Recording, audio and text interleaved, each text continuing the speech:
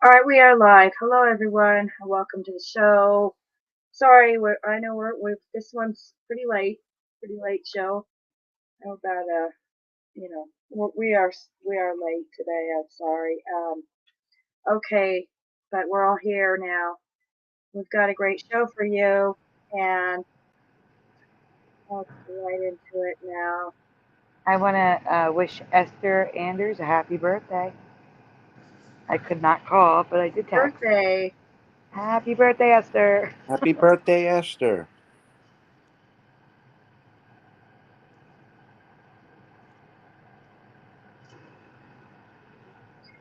All right. I just wanted to share this. This is Have you ever heard of Mont Hood Aerial Skyway? No, Jeff? I know Sandy hasn't. Jeff, have you? No. Okay. this is bizarre. Hi, Joe. Okay. What's the for?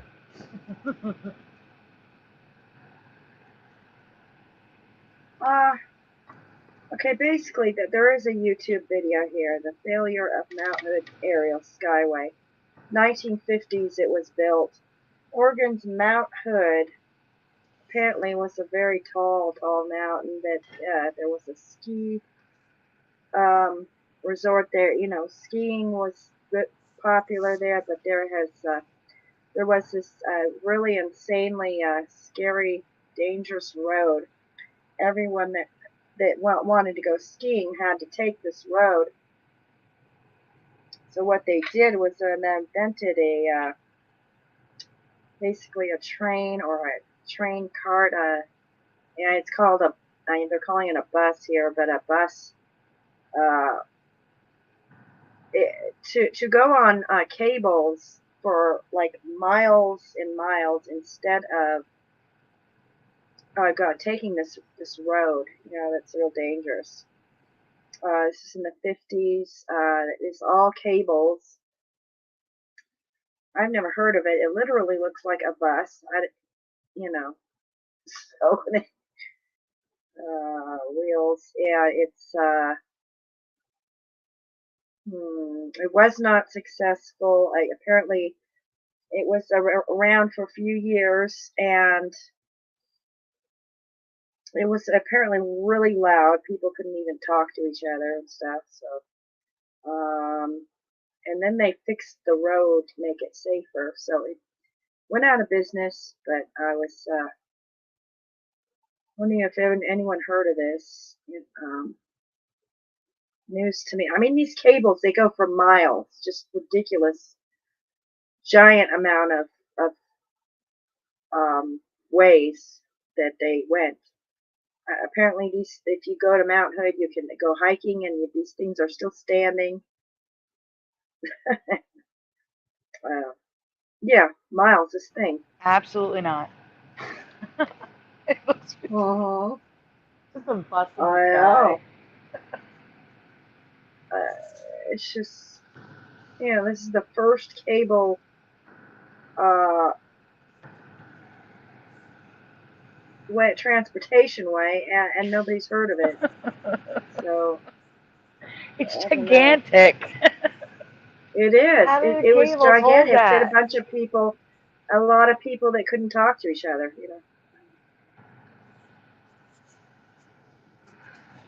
Because it was real loud.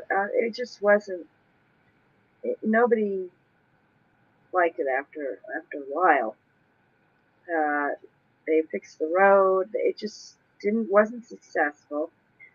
But that doesn't mean that we shouldn't have heard about it. So wait, why does it have wheels? Okay, those aren't wheels. They're actually the cables right here that go Oh, it's around. it's it's okay. So there's a cable underneath too. They look like wheels. That's why it looks like a bus. Yeah, there's cables going around holding it there. Yeah, yeah, somehow. It's just, I know. Maybe you could see that. You see the cable here going around? No, no, I'm talking about at the bottom. At the What I mean, bottom, there's a underneath wheel. the wheels. I could see if there was a cable under the wheels, but there isn't. Why is there wheels? Yeah, those are wheels. It doesn't make sense. What No. wheels? At the What are you bottom of talking the about? at the bottom of the bus, there's 4 That's- wheels. I was just explaining to you that there's a better picture. Hold on. Okay. Because I don't see a cable under the wheels. That's the thing. Yeah, there's cables pulling up.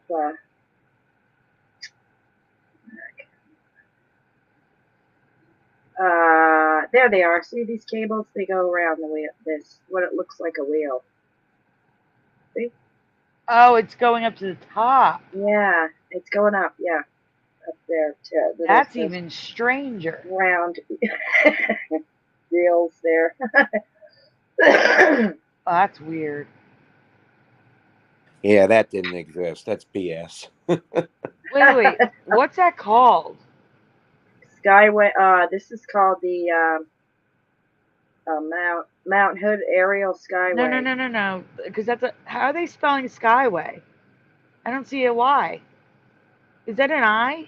Skiway? It's an I. Yeah, skiway.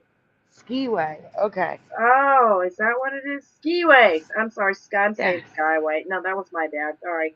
Oh, Yeah, okay. okay, skiway, not skyway. Okay, skiway. Got it. All right. Okay, so I just wanted to share that. New for me. New for me. Yeah, interesting. All right, we can go to Flickr. Do you have a particular folder in mind first? I would just start with Brian's and work your way from the bottom up. Just so that you get everything, you don't miss anything.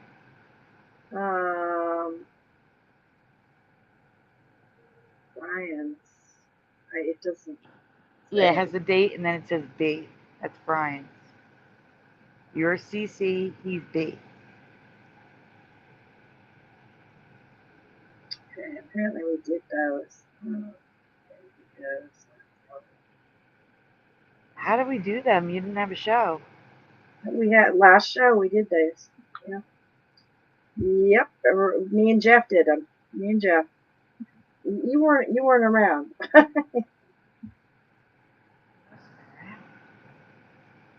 Us. Yeah, we did the. No, we didn't do the. We did the remote control. We did Shakespeare. We did Yeah, it's after Shakespeare. Okay, solid to liquid. Yeah. Okay. I was gonna say you didn't do WTF. these. All right. Okay. Well, we did a lot of them last time because Yeah. we had that extra time and yeah, it was very interesting. Okay, let's go to share these. Now this is okay. Who wants to read it? I can. Alright, guys, if you already saw this, just answer what you answered originally. I want to start by saying that I have heard of earthquakes shaking the ground enough to break up solid ground. What I'm going to ask about tonight, I have never heard of before.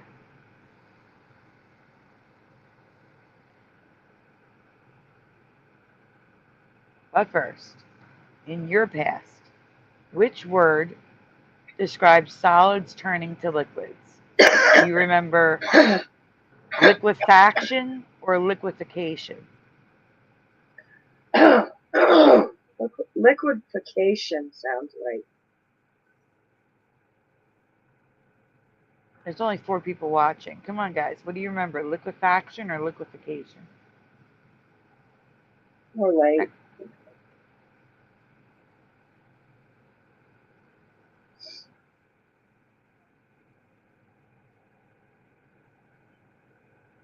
Yeah, I've never heard of that, Canal Joe. That's new for me.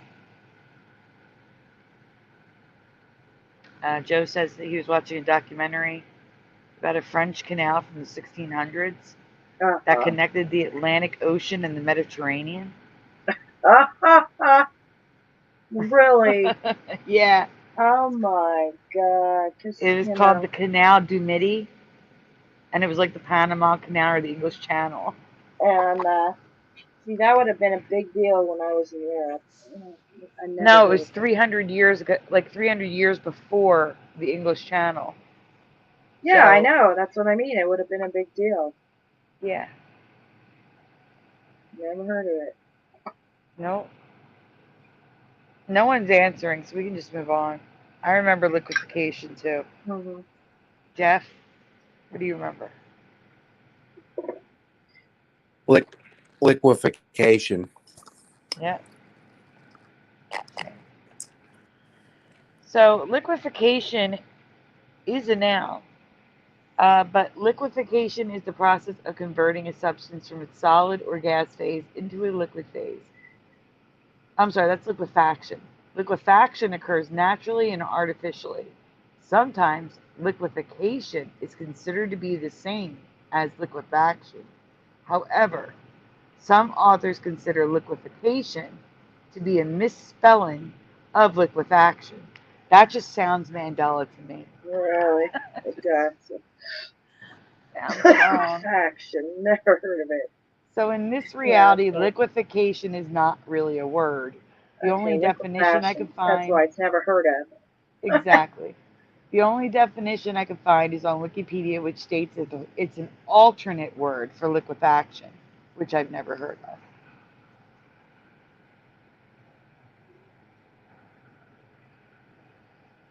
Factors required to liquefy, I'm going to keep saying it, liquefaction to occur. 1. Loose granular sediment. 2. Water saturated sediment. And 3. Strong shaking. Liquefaction is what I would have called liquefaction, when something liquefies. But the Mandela effect tells me I have been wrong my entire life, I guess.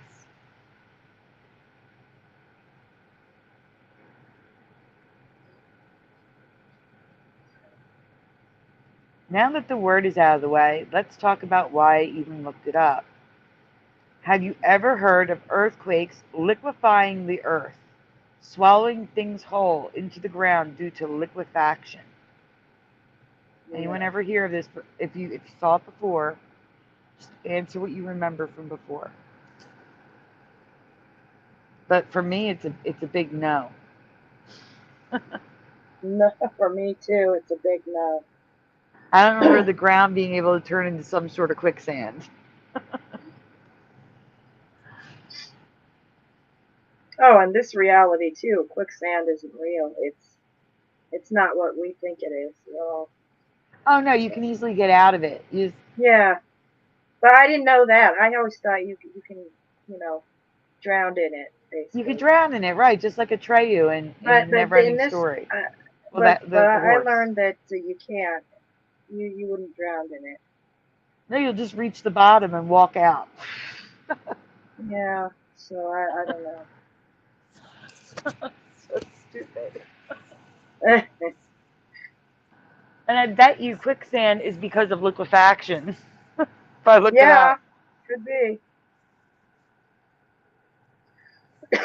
So here is earthquake inducing liquefaction No, swallowing up houses and no, cars. no, Sammy, this is not even. So No, none wrong. of this. No. Mm-mm, This is what no. happens when the Matrix glitches. Oh my God, that's just not even. No. Oh, Mm-mm. jeez. Mm. Well, I mean I mean, people would be worried about this too if there was an earthquake. They'd be like, okay, well, how's the ground going to be? Yeah. And you never hear of it. Wow. Yeah. Yeah. Oh my. Absolutely not. No. No. Uh,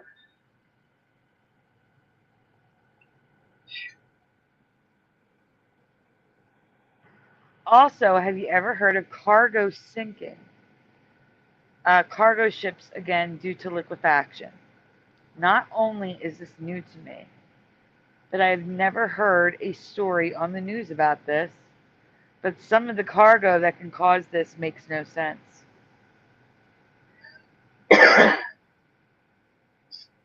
Like the slide, which I had to just go through. Apparently, when the cargo transforms into a liquid, it obviously moves around.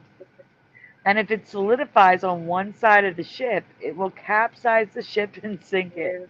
Yeah, I bet. And the cargo that they've been carrying that's completely dry and solid turns to liquid. Okay. Wouldn't we have been seeing ships sinking left and right? Yeah, It should have been happening for centuries. yeah, that should be in the movie. No way.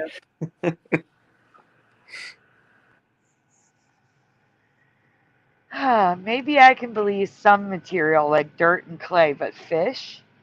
You're going to tell me that the ship's vibration from the engine or choppy seas can liquefy fish and then the fish can re-solidify. I can't even talk.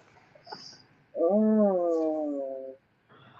Not in my reality. Hmm. So here's a list, a not complete, impartial list of cargo that can No. liquefy. And Great. yeah, we've got nickel concentrate, peat moss, pyrites. Let's see, what do we have? We have zinc sulfide, Cement, cement copper, copper, iron, iron, oxide, technically. aluminum fluoride, which is, I think that's in your toothpaste, Zinc. iron concentrate. Pyrite. Okay. A whole And then the list of next one has the fish. stuff. See fish? Yeah, top fish in bulk. Right. I used to watch, what was the name of that show? Where they used to catch the crabs, the Alaskan crabs in Alaska. I forget the name of the show. I used to watch that because my ex-husband loved it. Anyway, I've never seen them capsize from the fish and crab Mm-mm. liquefying. Never. Never heard of this. Mm-mm. I don't think anyone has. Mm. Greensleeve says GTFOH. They make crap up online to fool us. I swear they do. Why don't they? I agree. I That's what mean, some of this might be. uh, why don't they Gaslighting. have them? This in the movies and stuff. Like, Yeah, I Yep. know. wouldn't that be Why? good in the movie? Like, even people, liquefied people. Oh my gosh. Stop it. That'll be next. We can no longer take ships because it liquefies people. And then solidify later. No. Stop. Um, so here's some articles. Mystery of the cargo ships that sink. It was mystery because they don't know what's happening. It's a mystery. But now it's just like common knowledge that solid matter liquefies. Oh, I'm so stupid. I can't.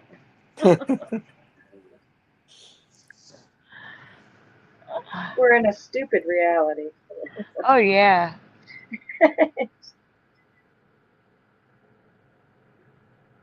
What you need to know. I mean, if you're a, cargo ship driver, I think you'd want to know all this.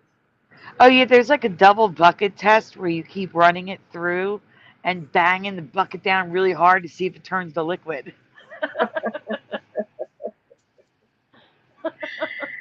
Oh my god. Oh my God, is right. Right. Have y'all ever heard of this? Yeah. New fish could liquefy and re-solidify. Oh my god. Not me, not my reality. Absolutely not. Next. Okay, somebody thinks this is an online made up. As I said, Greasley's trying. Oh, excuse me, sorry. Yeah, I don't blame them for thinking that. Yeah. But I don't really miss that. Okay, next.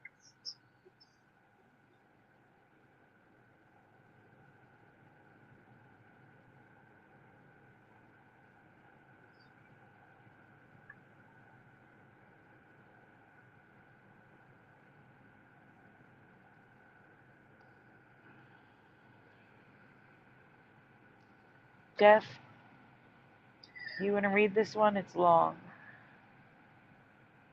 Yeah. Okay.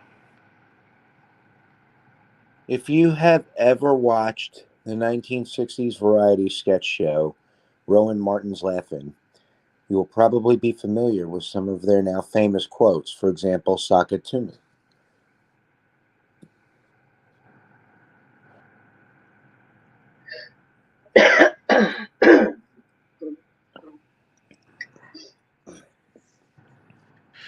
There are two, possibly three potential Mandelas I want to discuss, as well as showing the logo change I have previously covered in some new residue of the upside down rainbow that many of you remember.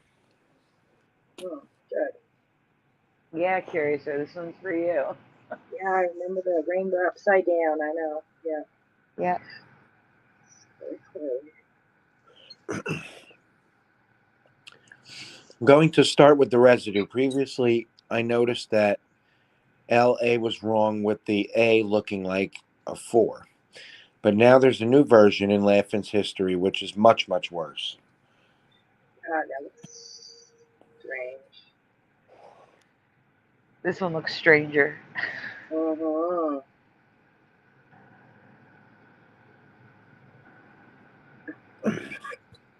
Now the A has a weird thing sticking off the top in addition to the 4 shape, and the G is closed, and the H and hyphen are merged.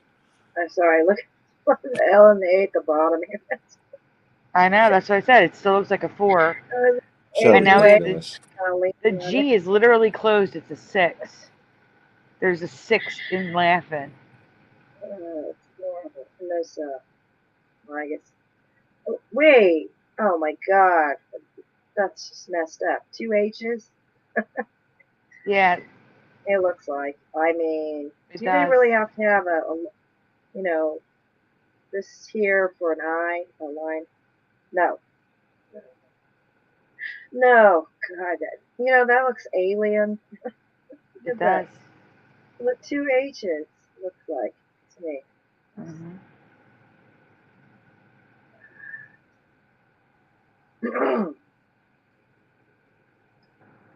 All right, I'm gonna read. But on this on-stage curtain, the logo is how I remember it.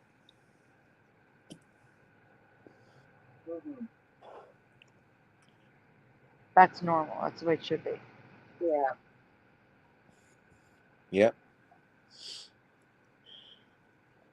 As for the hyphen, I'm not sure. Some remember it always being there, while others don't remember there ever being a hyphen. Do you remember the hyphen or not? Now on to the set residue. I do not remember the hyphen. It looks weird. Mm-hmm.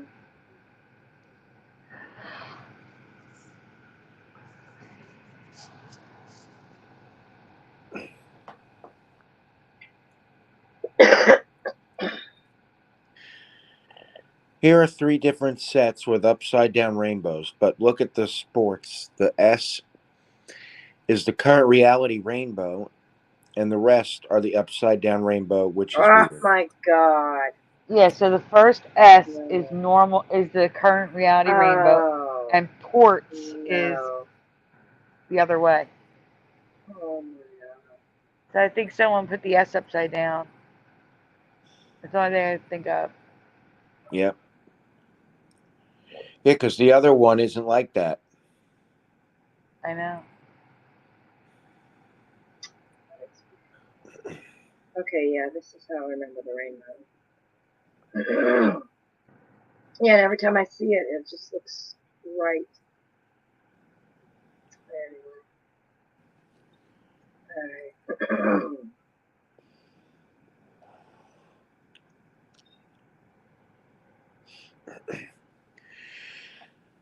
Okay, now on to the questions. The first was brought to my attention by Anita McFarlane.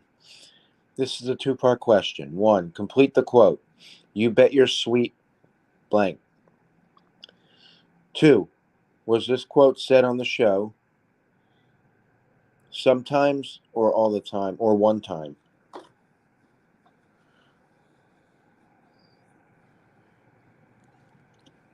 What do you guys remember?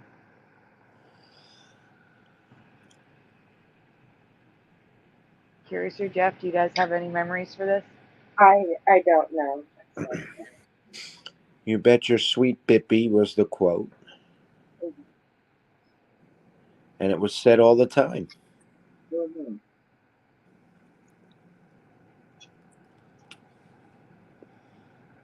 Anyone else? Should I? No one's answering.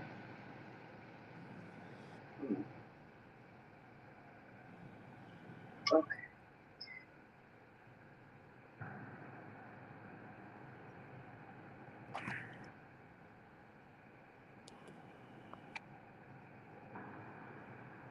Oh my god, one time. Wow. Yeah, Jeff. Did we lose Jeff? Anita remembers him saying the quote sometimes, and it is possible that he did, but I could only find one time on the show that he says the quote.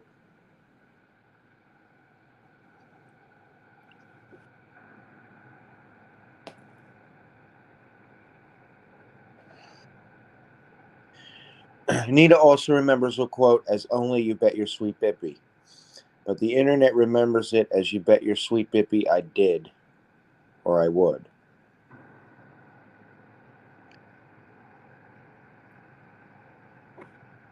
You bet your sweet Bippy I did. You bet your sweet Bippy I did. I did.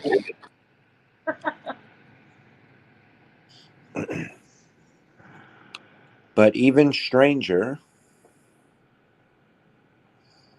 Greensleeve says you bet your sweet Bippy. Watch the show because Yeah. Kirk Douglas is on. That's what I remember. I still have to check. Mm-hmm. He actually says you bet your sweet Bippy I would. Is this what you remember? Show because Kirk Douglas is on. You bet your sweet Bippy I would. Watch the show because Kirk Douglas is on. You bet your sweet Bippy I would.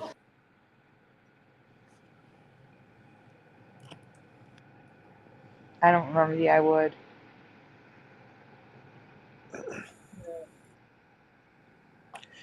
The second one I found looking for residue, and I'm not even sure it's a change because both realities are everywhere. Please fill in the blank in this quote, which was identical to the title and based off of the song by Shorty Long and another by the Magistrates. Here, blank the judge.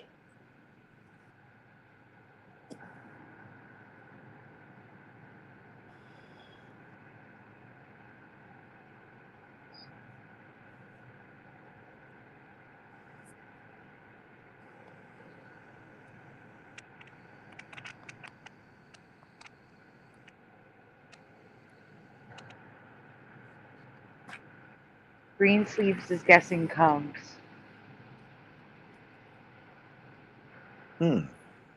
Interesting. Curious or what do you remember?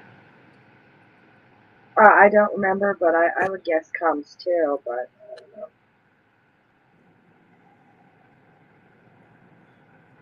It's not what I remember.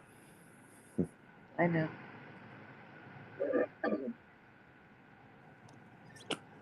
You got the update from watching all the episodes. That's my theory. I probably watched it too late. after it already changed. That could be it too. Curiouser, Greensleeves is the only one answering in the chat, so you can go on. Here come the judge. Here come the judge. Here come the judge.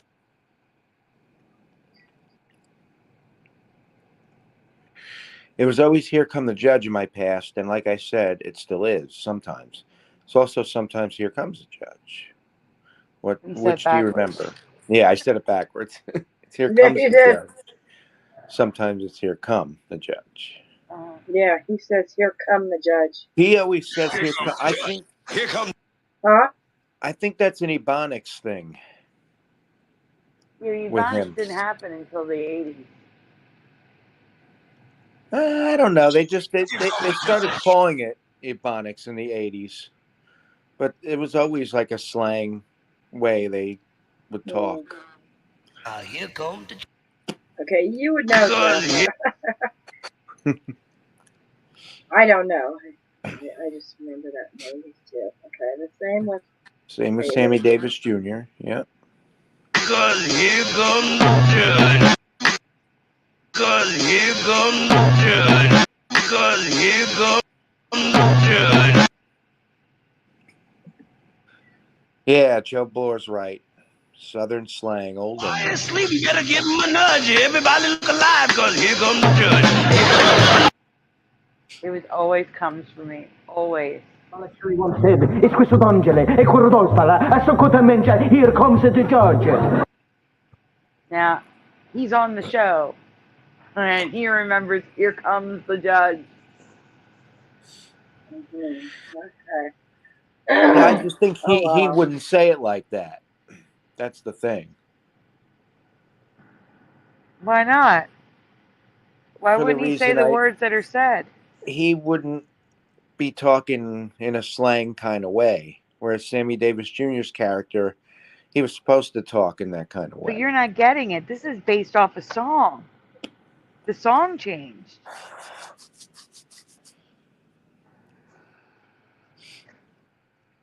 That's why Sammy Davis Jr. sings it that way. He's singing it like the song because the song changed. The song did change. That's true. Hi, Jency. Hi, Jency. It's okay, Joe. It's before my time, too. I used to watch it on Nick at Night. Me too. And you're old timers. No, I know. I know my grandparents watched it or something. I did not, but I'd never Well, heard of these shows until Nick at Night. it was a little no, racy no, I for a was young Curiouser. no, I'm old too.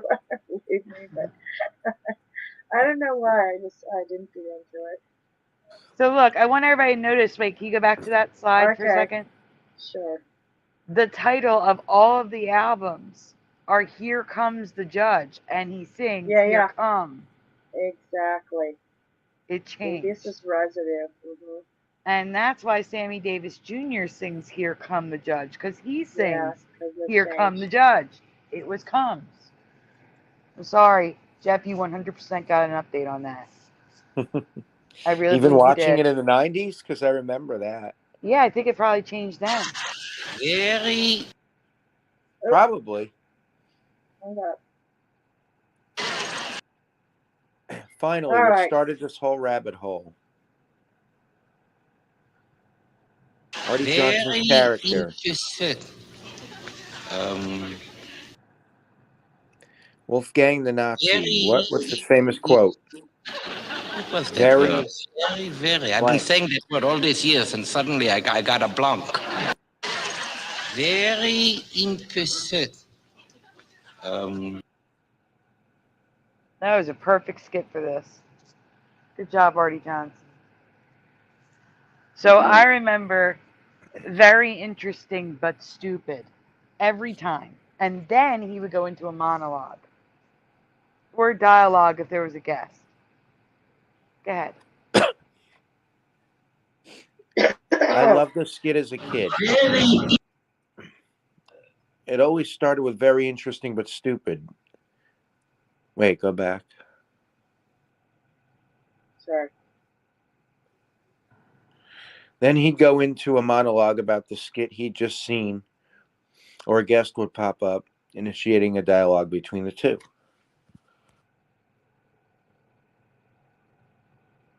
Very interesting, but stupid.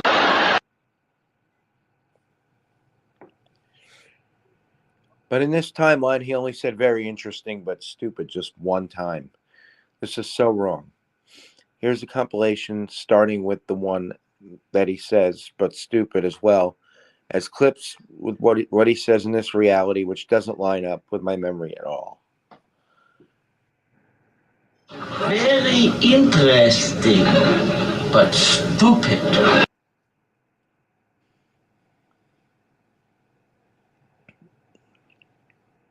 It's only playing the one clip? It should be Very longer. interesting, Oh. but stupid. Very interesting, but stupid. Very interesting, but stupid. Very interesting, but stupid. Very interesting. So why is it that all the parodies are just him saying this? Why wouldn't they do the other ones that he now says? Like, very interesting, but like he has other ones. I can't remember what they are. But super serious or something like that. Why wouldn't people parody that one? You know, they only parody very interesting but stupid.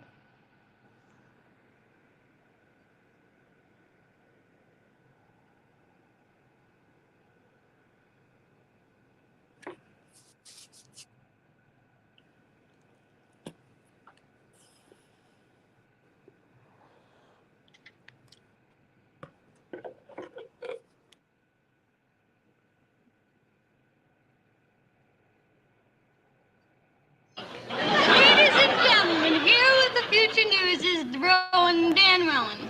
Big thing. That was a big thing. Yes, it was. Look out, Wilder! Okay, Jeff. Thank you very much. All right, bonus future news. Laugh-In looks at the news included a segment called Future News with Dan Rowan, where Rowan would report on the news happening 20 years in the future, 1988 to 1993, depending on that episode's year.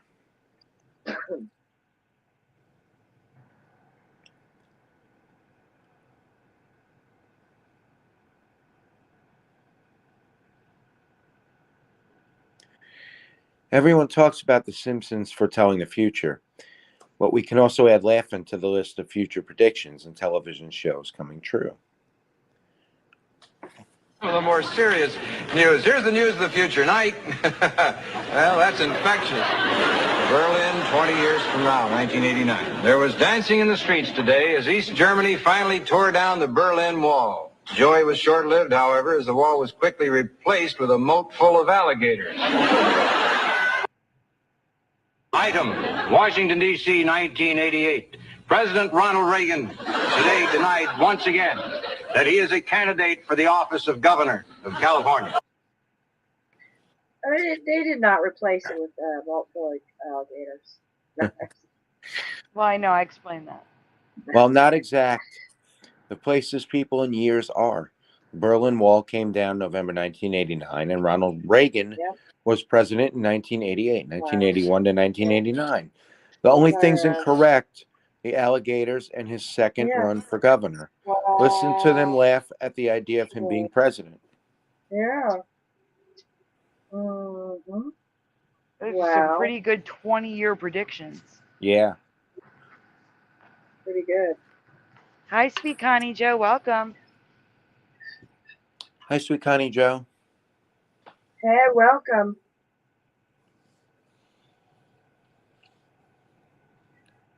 All right, Jeff.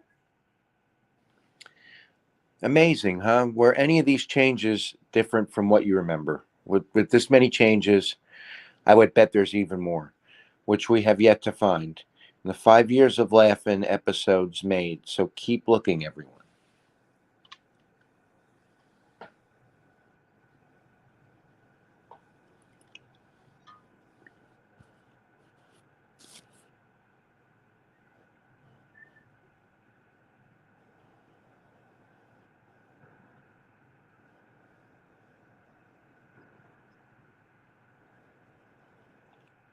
So what's next? Okay.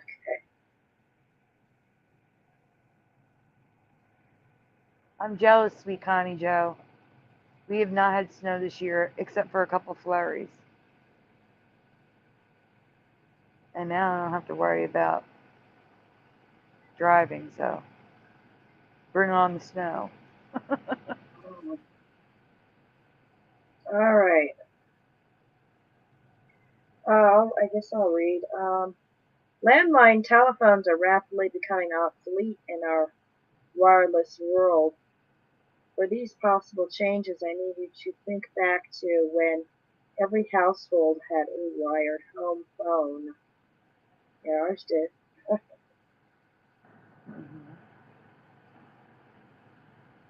This first question is simple, yes or no. In your past, do you remember the mouthpiece being adjustable on this type of antique telephone? So guys, easy question here. Yes or no? And if you've seen this before, just answer what you originally answered. You don't want to give it away for people who haven't seen it. Do you remember the mouthpiece being adjustable? Yeah. Yes or no? I mean, I've seen this phone used in countless movies. Yeah. Greensleeves 20 says no. Jency says not adjustable.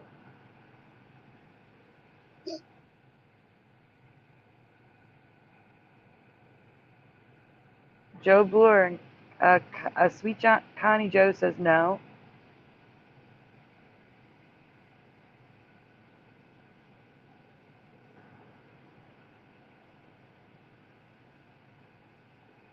Jeff Curiouser? No. No. Okay, I guess Joe's not answering. Maybe he stepped away a minute. We can move on.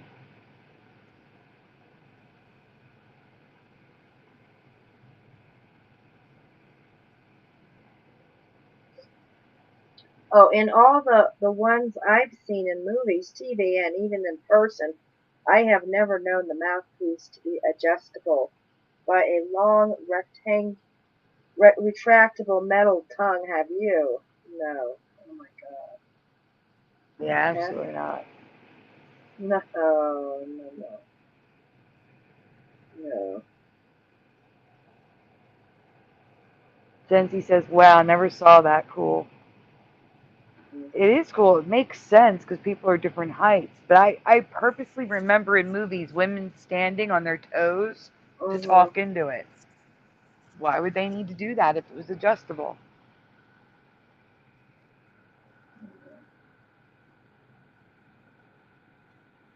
The next two questions concern the rotary dial phone. Do you recall any letters not assigned to the numbers on the dial? Do you recall anything on the 0? If you do, what was written there? Okay, so the first question is, do you recall any letters not being on the dial? And the second question for the 0 was anything written there? What do you remember?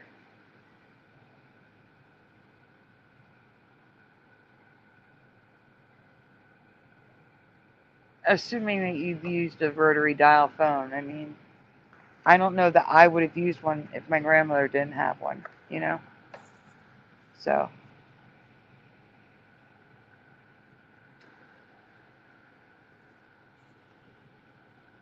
Joe Bloor says yes.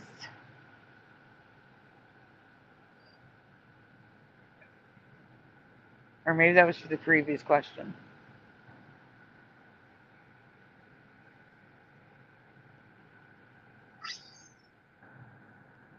Jeff, Curiouser, while we wait for the chat, what do you guys remember? No. No. Do you remember On the anything written for the zero, No. OPER, I think is what I remember. So no numbers in the middle. Oh, it had numbers. No numbers in the middle, though. Yeah, no, I'm not asking about the numbers in the middle. Sweet Connie Joe says no. Joe Bloor says no. All right, The I do not last. remember the Q and Z being missing from these phones. Letters were important back then since phone numbers included letters until 60. Which letters are not used on a rotary phone?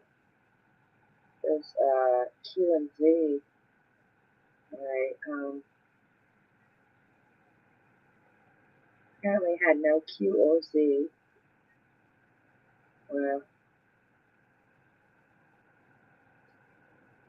I don't remember that this. doesn't make sense. Nope. Because Q looked too much like a 0 and Z looked too much like a 2, really, people were really that stupid. This is one of the most man-excuse sounding excuses I have heard. Now, do you need me to read stuff in the middle? Is it too small for you? No, what do you want me to read? Oh, This? I'm gonna read that whole thing. That's what I'm saying. If it's too small, I don't need it zoomed in. Okay, well... It's easier to read when it's zoomed out anyway.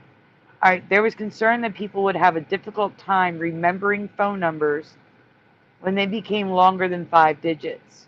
So each number from 2 to 9 was assigned 3 letters. It's believed the Q and Z were left out because they looked too similar to 0 and 2. Older landline telephones didn't have Q or Z on their keypads. So using the letter Q or Z in a password, or like I said, a phone number that used letters, would have been problematic for instances in which you needed to enter your account information over the phone. Or, like for example, City Hall in Philadelphia. When you call, it says, to reach the online directory, press 2. You press 2, and then it says, please dial the first letters of the person's last name. Well, what if the person's name was Ziegler or Quinn? Do you know what I'm saying? How would you type their name without the Q or the Z? Yeah, it doesn't make any sense at all. No. As for the 0, it was only ever blank or had an abbreviation for operator. In my past, I never saw the full word written out. Have you? Yeah, I usually saw OPER period. I've never seen operator written out like that, and it's all like crooked on the normal dial ones.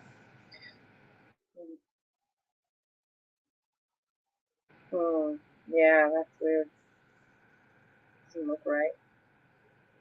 No, not at all.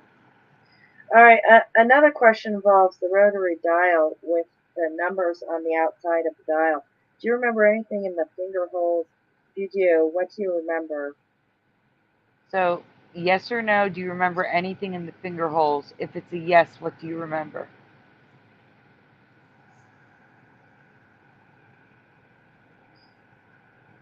Jeff, Curiouser, while we wait for the chat? I can't remember anything. No, I don't remember anything in them.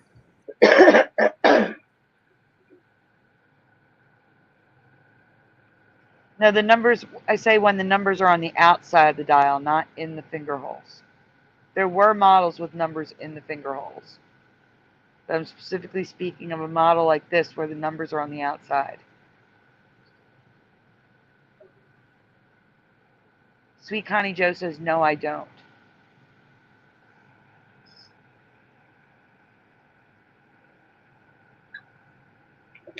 Alright.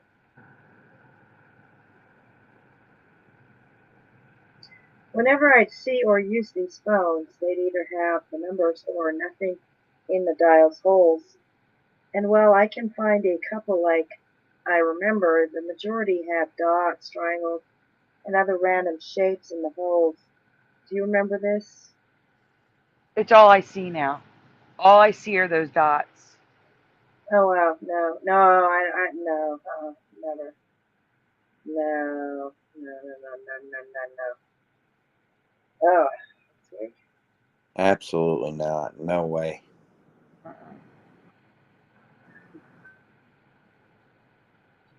Wow, that does not look weird. It's What? These were okay. the exact models my grandparents had in their home. I have no memories of these dots. That's all I see now when I look at these phones. Yeah, that's weird. And also notice it says operator full word. No, it was OPER period. For me at least. Yeah. No, that's weird. Yeah. Wow.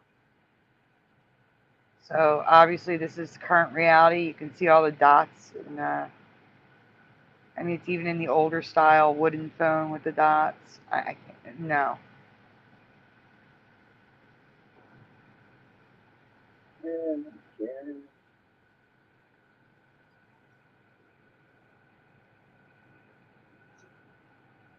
And here's some with no dots.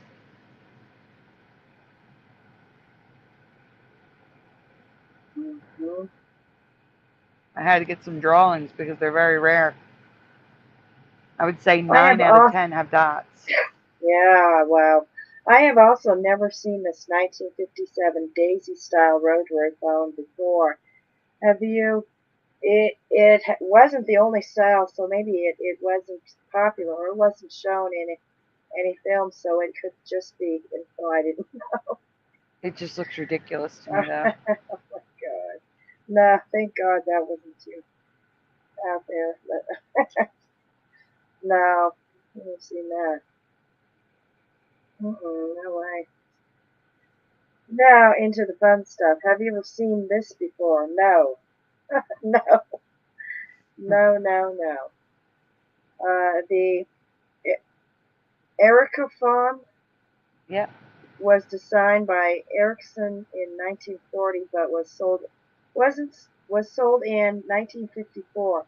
The intention of the phone was for hospital use, so patients didn't have to reach over to dial. But in 1956, it was sold to the public and was an instant hit thanks to its futuristic design. No. Mm-mm. I mean, I could see maybe in hospitals, not just, any old person. Yeah. Oh my God. In 1967, Bell Telephone began leasing these phones to U.S. consumers. They came in 18 colors to match your taste, and in 1972, a touch-tone version was released, even though the rotary version was made until 1880. 1980. Oh, 1980. I'm sorry. Mm-hmm. It's okay. Oh my God. I don't remember things coming in that many colors. I don't. Not when I was a kid. No, that's too many colors. I'm sure. No. Yeah, they didn't do that back then No, with they all those hardly even colors. do that now. I mean, no. Oh my God. Like maybe 3 or 4 color options. Maybe. Like black, Yep. white, tan, yellow. Or in the 70s, they would have Or yellow, red.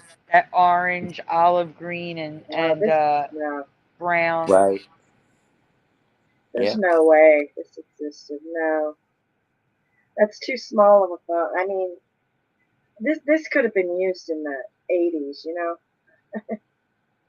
It's like, remember the days when smaller was better, and this would have Oh, been it like, still is. Smaller is still better. If you're yeah, trying to make that's what I everything mean. thinner and When it smaller. started, when it when those days it was also smaller, better. That this would have been something that could have been used in the 80s, and you never saw it anywhere. So. Sweet Connie All Joe right. says, I have never seen those phones before! No way. Exclamation points.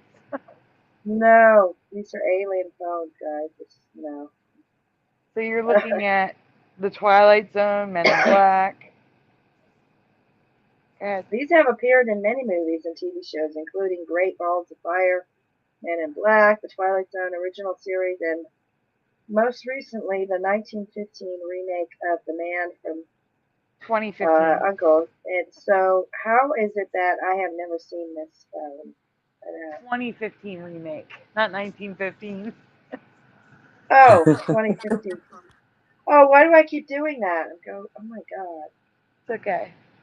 Alright. Yeah, alright. No. Okay. There were even children's toy phones made in this style. Strange that I've never seen anything like this either, considering they were still being sold when I was a kid. Yeah. Yeah, I know. And I made the joke to Jeff. I'm like, why would you, or your friend is over, you're having a play date, your friend is over, right? Why would you make them go into another room so you could talk to them on the phone when you could just hang out with them in the same room? It's just weird. Yeah. Right.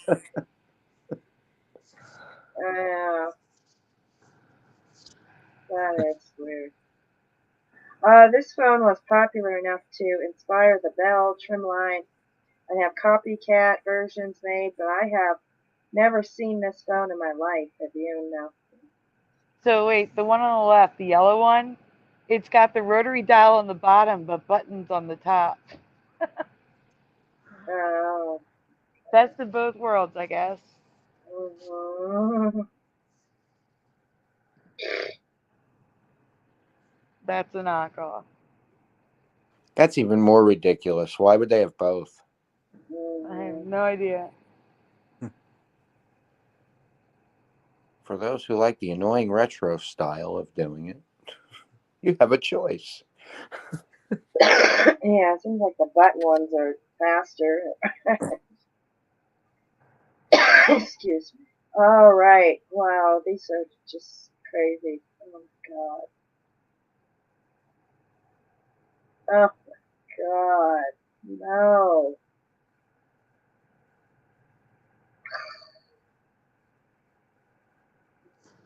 I'm sorry. They're in so much stuff. We should have at least seen them somewhere. At least once, you would think. You would think. No. I've never seen somebody hold that up and talk to it. No. Nope. All right. Looks like they're talking on a shower head. It's ridiculous. It does. It absolutely does. If I would have seen that in a movie, that would have stood out. I would have said, what the hell is that? But they didn't make phones like all in one solid thing like that until later. There was always two things. There was always the rotary phone with the head up. I don't know. It's just confusing me because it's just Like when it's I one was piece, young. right? Yeah, Like it it wasn't was one like the piece. two. When I was young, there wasn't anything small like that. You know, No. like phones. It was big, bulky stuff. It got a little smaller. They made the rotary phones a little smaller, and no, I don't know. Just, no. Okay, finally, I need to ask about another phone that never existed in my reality. I originally thought this was a foreign phone, but no, this was sold in the USA. Have you ever seen two-line push-button phones? I've only ever seen button phones in the traditional box layout in the rotary layout. This looks confusing more than anything. No. Wow.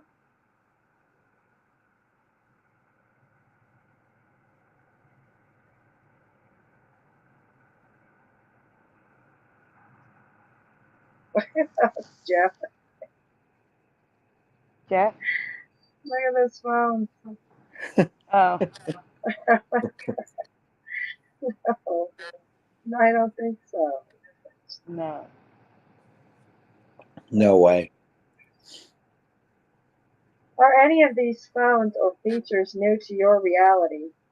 They're all new to me, so I thought they could potentially be a sign that our telephone history has changed. Yeah. Yes.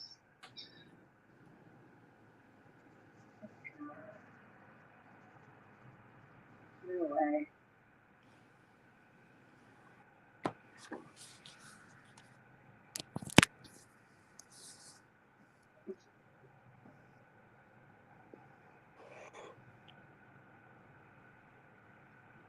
I mean, they just gradually got smaller. There was always two pieces. They're never just a one piece like that. That's just too small like it.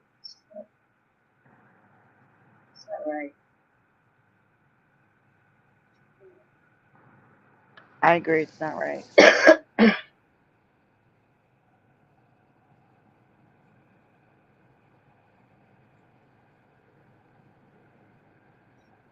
Okay, what's next?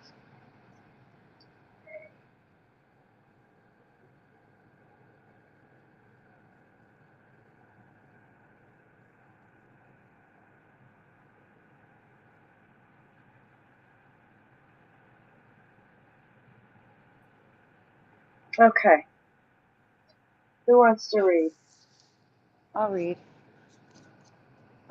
Okay, so I may be alone on this one, but for me, this is 100% a Mandela Effect. A change to the classic children's skit comedy show. You can't do that on television.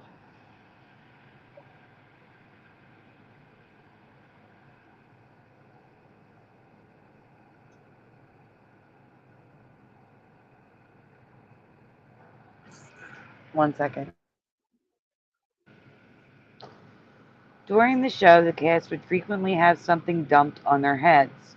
In your past, what was dumped onto their heads? Water, slime, or both? And again, if you saw this, just answer what you originally answered.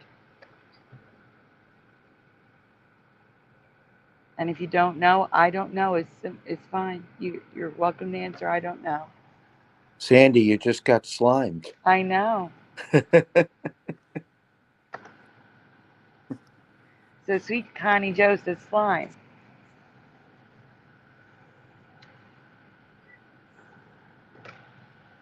Joe Bloor's both.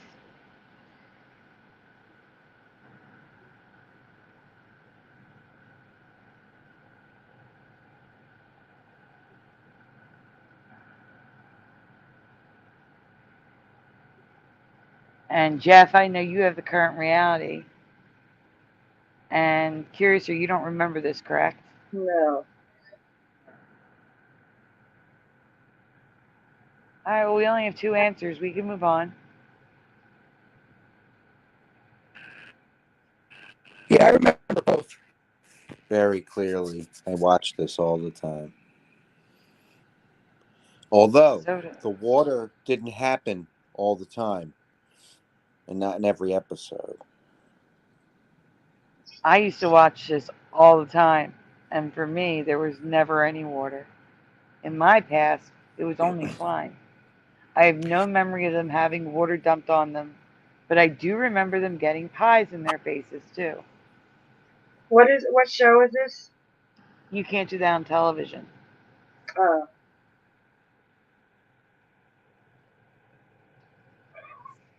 I remember one of the characters, Lisa Ruddy, she got slimed and she said water on purpose so it would get the slime off of her a little. So yeah, I do have current memory on this.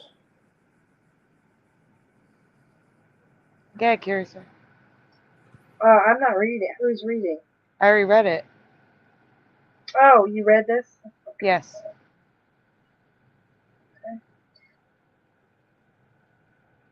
I find it strange that none of them thought to do what you just said Lisa Ruddy did. I never saw that. She did, yeah. To say water after being coated in thick slime or having a sticky pie covering their face, especially considering some of the kids actually wrote some of the show. The thing is, I mean, it's a Water kid's was another show. gag that was used for the. Huh? It's a kid's show. It's not supposed to make that much sense.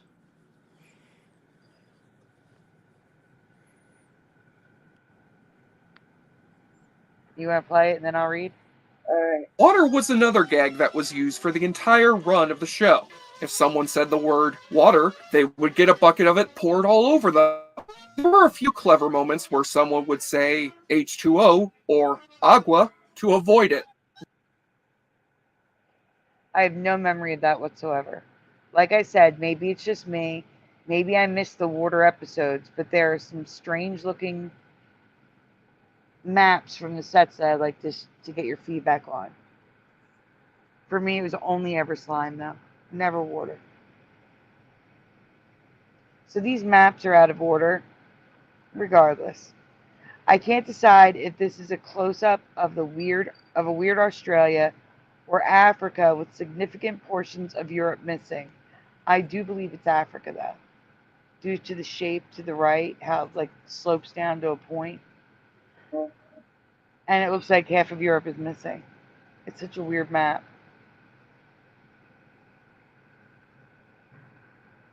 That is weird. Now this one, like I said, takes the cake. This should have been the last one. Why is there a full-on sea in South America? And this is not the first time I've seen a map like this, where there seems to be water inside South America in the shape of a heart. This is not the first one. I've seen maps like this before. And Australia is looking good location-wise. It looks like it's by itself with just 2 islands above it. But the shape is completely wrong. For those of you that remember an island to the west of Australia, that's looking more like that. Strange. It's all squashed in here. Mm-hmm.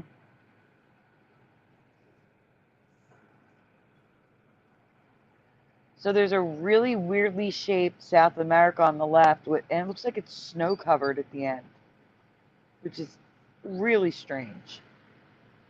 And then on the right, South America again, all by itself. Yeah. But again, it's got that weird shape. Yeah, that's weird. Alright, I'm gonna have to be right back, okay? I'm sorry. Okay.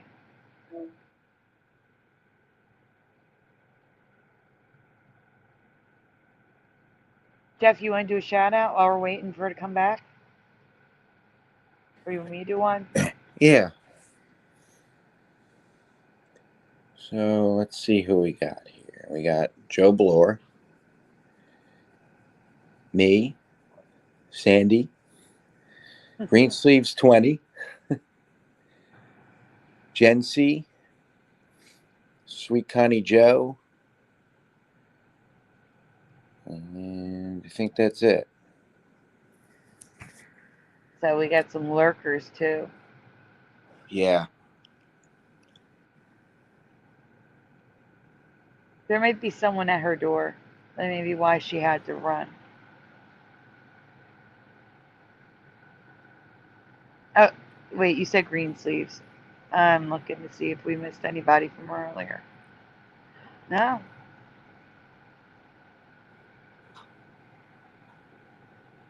If the lurkers want to say hello. Burgos. Burgos in the chat. Hey, Burgos. Hello, Burgos. Fizzy's petrified ghost. You forgot the word cricket. Yep.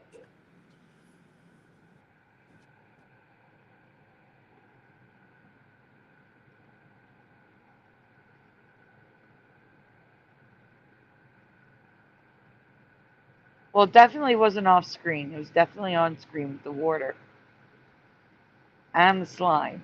Otherwise, we wouldn't have known about it at all.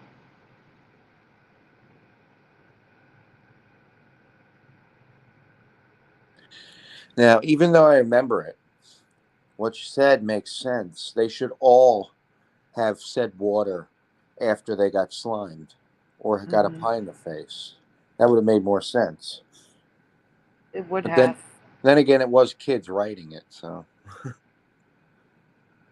how bright could they have been to figure it all out? Well, some were in their later teens. Yeah, the main characters were some of them. Christine, Lisa. Yeah, Alistair, I think. Well, no, he started off when he was younger.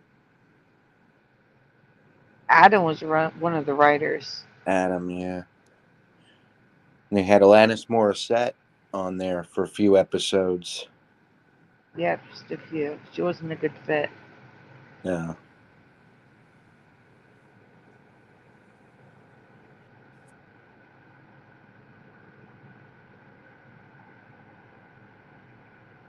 Guys, we're sorry we can't show anything right now.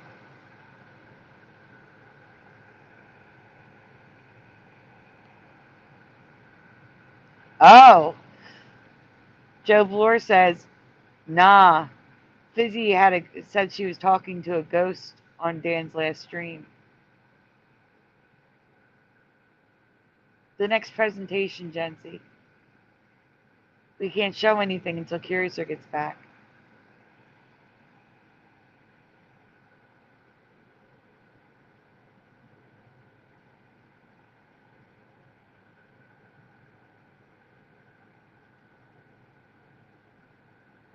I hope nothing's wrong.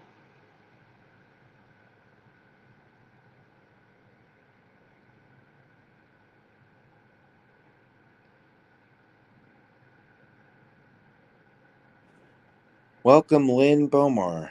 I was just about to say that. Welcome, Lynn. We have nothing to say or do because we can't show anything.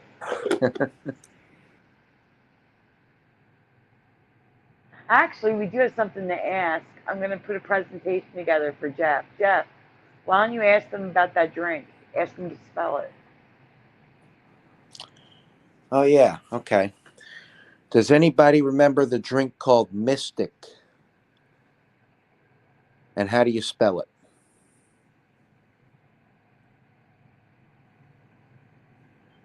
Believe it or not, Mystic is still around because the store downstairs carries it. But it's hard to find. Mystic. How do you spell it? And do you remember it? And hi, John Nada. Hi, John Nada.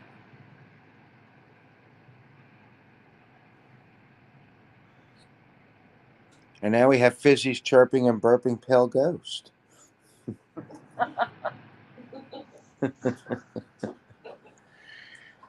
And Jency with Mystic with a Y.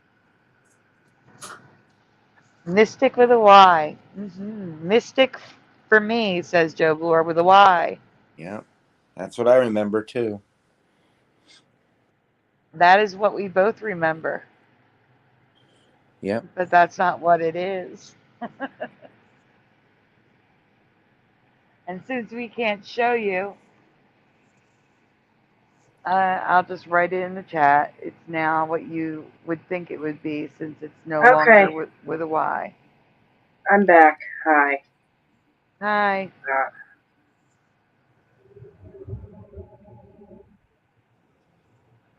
Yeah, Mystic with an I is not common. No. Oh, see, now that's interesting. John Nada says something interesting. He says, you live over a liquor store? It's not a liquor, it's a juice drink. But that's part of the Mandela Effect, is some people remember it being wine coolers. It wasn't wine coolers, it was just a fruit juice drink like Snapple or Fruitopia. Oh. Yeah, I remember wine. Alright.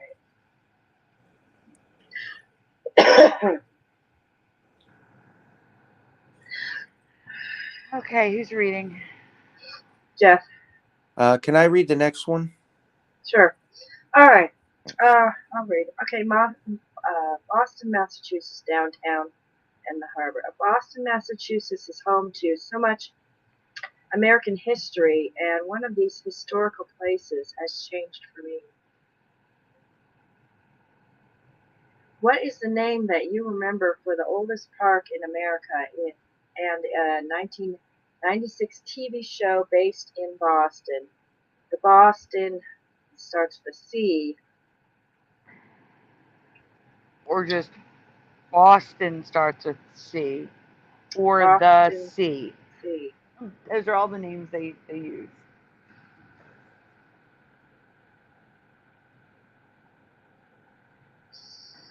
So Joe Valor says Commons. Yes, Jency, we show everything on each show for those that missed it. And then each show has new ones as well.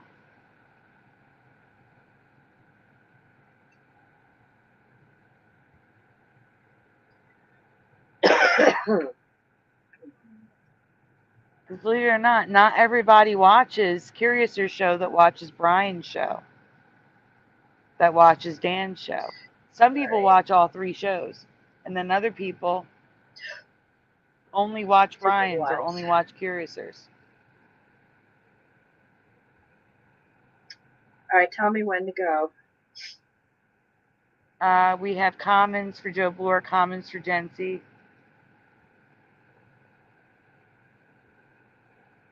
You can go on.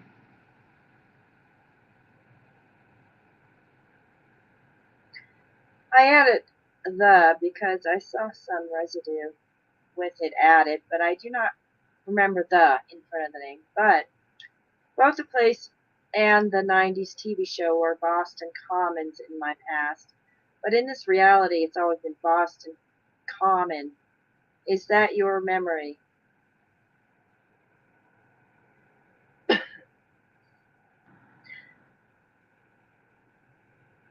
If you are from Boston, live there, maybe you won't be affected by this, but for me and many others online, there is a strong recall of Commons. If you remember Commons like I do, be prepared. People online are adamant that it's always been the current reality. Some even seem angry about the idea that people could actually remember Commons. Now let me read the actual comments. You don't have to zoom in. I can read them far away. Okay, the first person says, it's Boston Common. It's not up for debate. People who say Boston Commons are incorrect. Next. And the next person says, it's Boston Common. Boston Commons is simply flat out wrong. Okay, go ahead, Curiouser. Alright. Oops, sorry. Twice. There we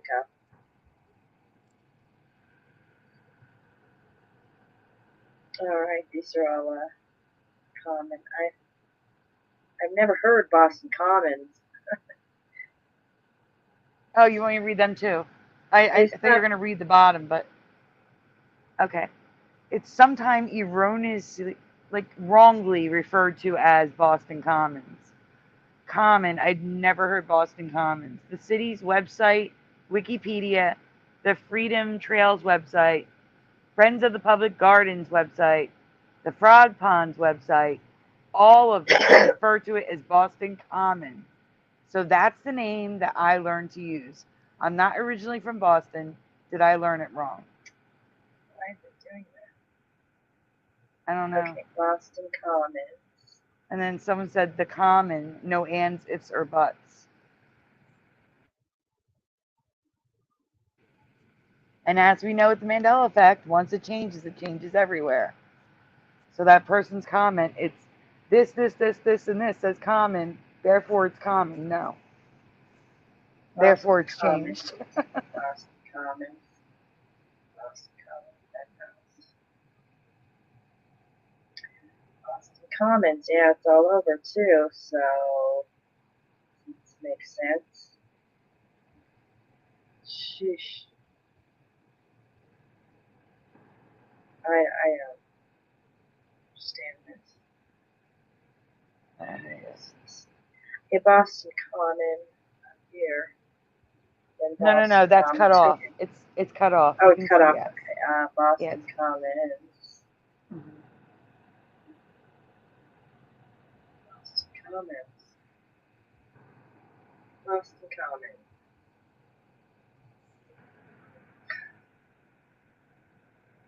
Whatever. Alright. Burgos, I don't know who Christian Knapp is. I'm Catholic. I don't know him. But I believe you. Yeah. He's talking about the guy on Brian Staveley's show. Oh, on Ryan Staveley's show. Yeah. He's saying that he looks and sounds different than he used to. I don't know how he The used same, to look the same to me. or sound. I believe you. I just have no comparison to compare to.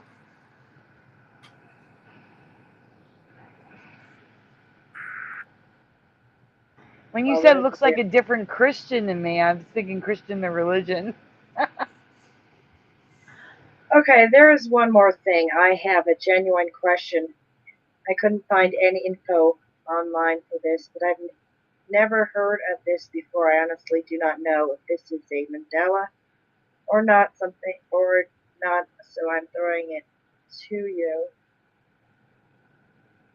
Does anyone know what Bostonia is, other than a public house, aka an historic bar and restaurant?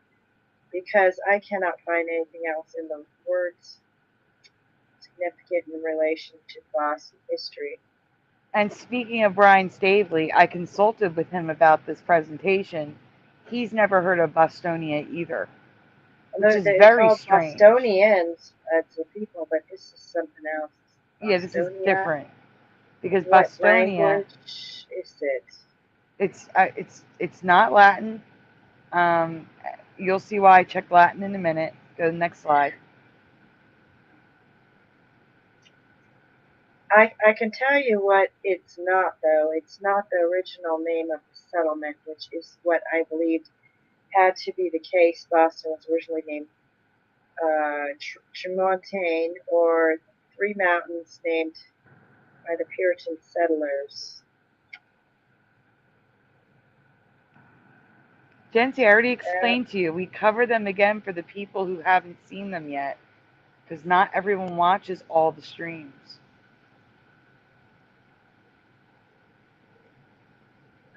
Okay, today there aren't three mountains. The only remaining mountain, yeah, I was wondering why is there a mountain there? Mm-hmm. The only remaining mountain, which is actually a hill, is Beacon Hill, and in 1630 that town was renamed Boston after the town in England where many of the Puritans came from. But Wolfstone, or an old English word for the town. That's where Boston came from. So I went into the history to see if it originally was called Bostonia. It was not. It went right from the Tremontaine to Boston. Okay. All right. So does anyone know why Bostonia is written on nearly everything official, like flags, seals, and even police badges? Is this just obscure history I couldn't find? Or is this something everyone knows except me? Or could this possibly be a Mandela effect as well? What do you think? And again, I asked Brian Staveley, who lived there, and he's never heard of Bostonia, even though it's on everything. Flags, seals, badges. That's weird. Yeah, it is. No, it was never called Bostonia, Jency. Never. It went from Tremontaine to Boston. Never called Bostonia. That's why it doesn't make sense. The only Bostonia is a bar and restaurant. The public house, it's called. And that's it. Why would they put the name of a bar and restaurant on a police badge? That makes no sense. It makes no sense. That's the whole point, Jensley. I can't find it. I don't know. I searched for days.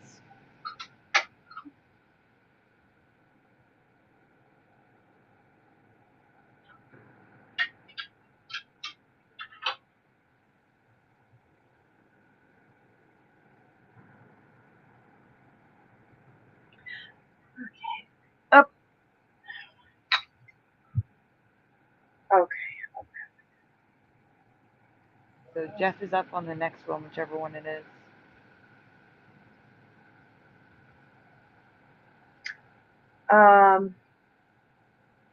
Before we go on,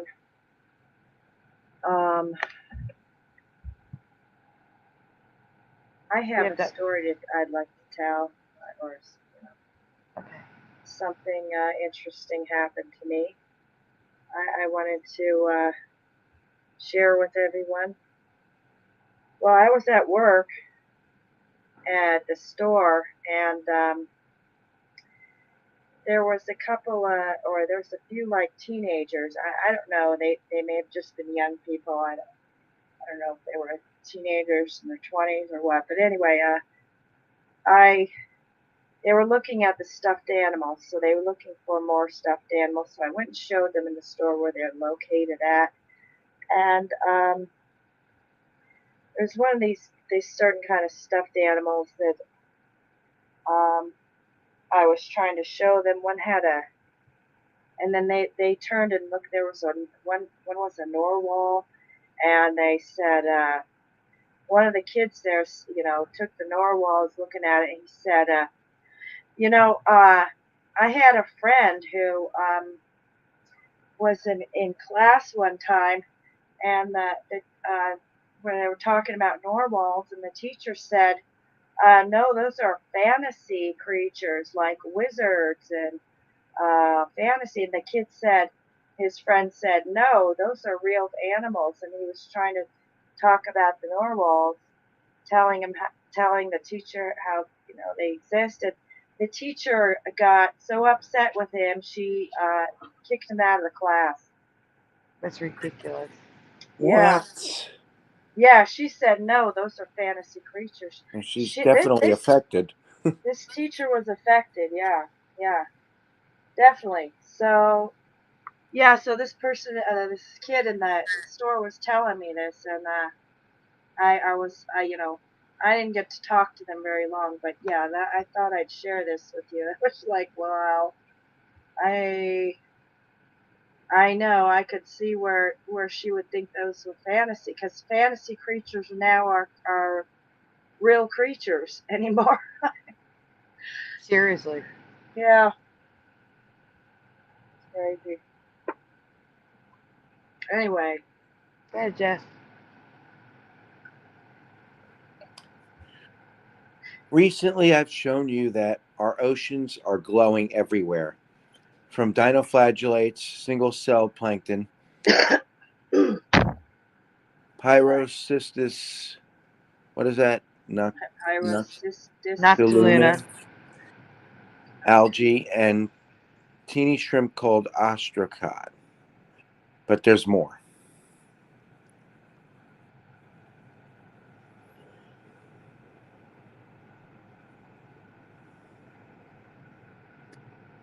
In the Indian Ocean off the coast of Java, a phenomenon is happening that can even be seen on satellite images. Have you ever heard of milky seas? Anyone in the chat, if you already saw this, just answer you originally answered. Have you ever heard of milky seas? From sea to milky sea. No. We're going to head down Milky Sea's way.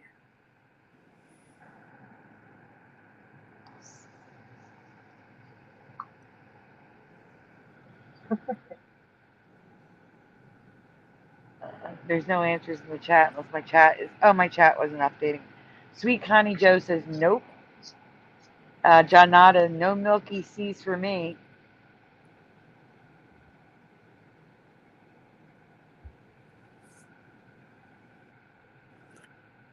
Milky Seas are huge areas of the oceans or seas, sometimes spanning thousands of square miles, that make the water look like glowing milk.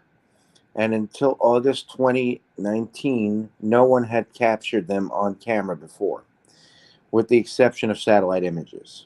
So Burgos says nope, and Jency, I get that. I found all of that, but none of that would be put on a police badge. None of that's related to why it's on the seals for education and on flags and stuff. They wouldn't have that stuff on there for stores or bars. I've seen all of that. There's none of it's related. It doesn't give me any historical reasoning why they would put that on a police badge. It makes no sense. And that's what we see in the Mandela Effect sometimes. Like there's no history for it. It just Yeah, there pops up has in to be. reality. Yeah, there's supposed to be Yeah. Great Nation for stuff Mhm. like that. Yeah. The crew of the sailboat Ganesha are first to capture a Milky Sea on camera. Their photos and location were then confirmed by the satellite imagery, which showed the span of the Milky Sea at the time of their photo.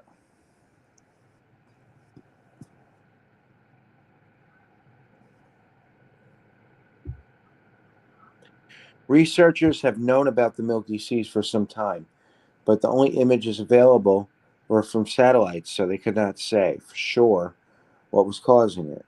But thanks to the crew of the Ganesha, researchers now know the cause of the opaque glow.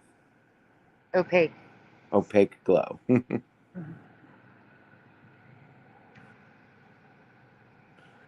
Instead of flagellates, algae, and ostracod sea shrimp, which cause glowing waves and waters at the shore, Milky Seas are caused by bioluminescent bacteria. There are currently 30 species in the ocean that are known to glow. Look at that nice wallpaper. Yeah. Yeah.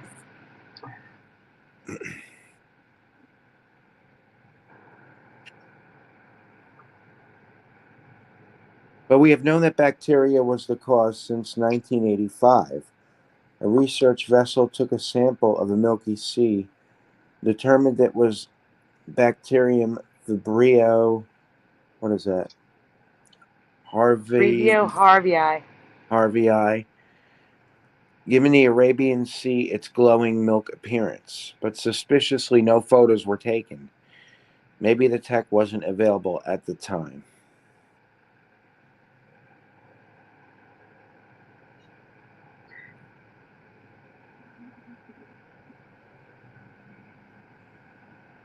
Is this new for you as it is for me?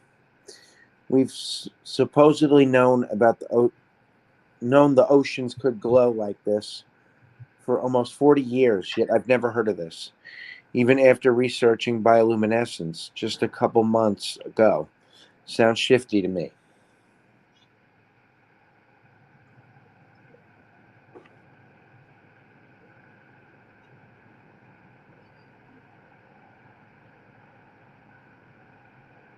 That's not all. Did you know that snow could glow too?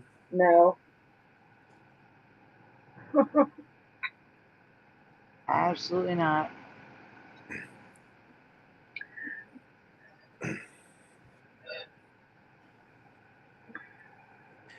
In January 2022, what is being described as a rare and never before seen phenomenon, the snow started glowing in Russia.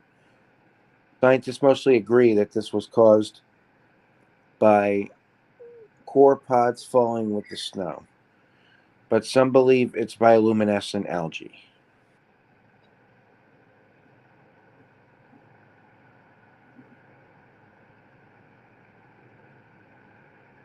A microbiologist, Vera,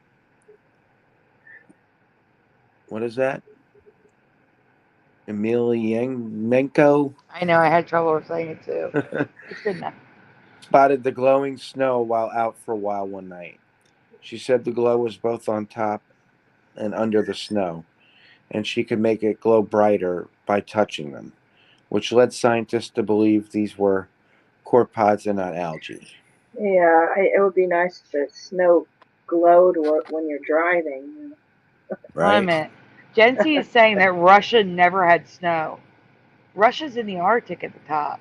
It's Of course it had. almost They live. covered in They it live constantly. with snow. Yes. Yeah. A There's lot of pictures snow. of Moscow covered in snow too. Very cold too. Yeah. Like the astrocod, corpods, and zooplankton, tiny crustaceans related to shrimp that are 1 millimeter in length and are also bioluminescent. They are the most common type of zooplankton and can be found in almost every ocean, sea, freshwater bodies of water, and water in underground caverns.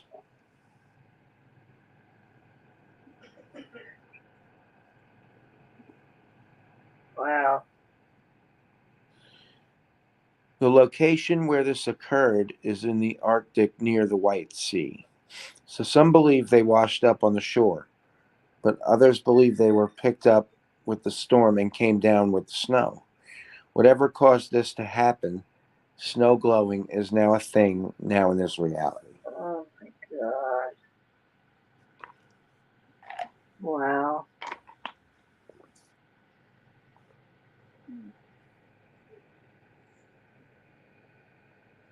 So don't eat it. No. Yeah. And don't eat the yellow snow either. You just shouldn't eat the snow. Period. Unless you're dying of thirst. I used to eat it. I know, I think we all did. I used to make snow cones out of it. Yeah. We used to save a snowball in the fridge so we could get into Great Adventure for free. Got into Great Adventure from a snowball? Yeah, they used to, what the opening, I don't know if it was opening day or opening month, or if you brought a snowball, you got to get in for free. And you had to save that snowball to do it because, opening days in the spring. I never heard of that. And I went there all the time. I even worked there one summer. Yep. Never heard of that. That's a Mandela effect for me.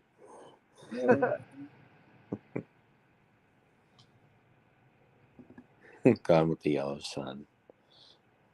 Oh.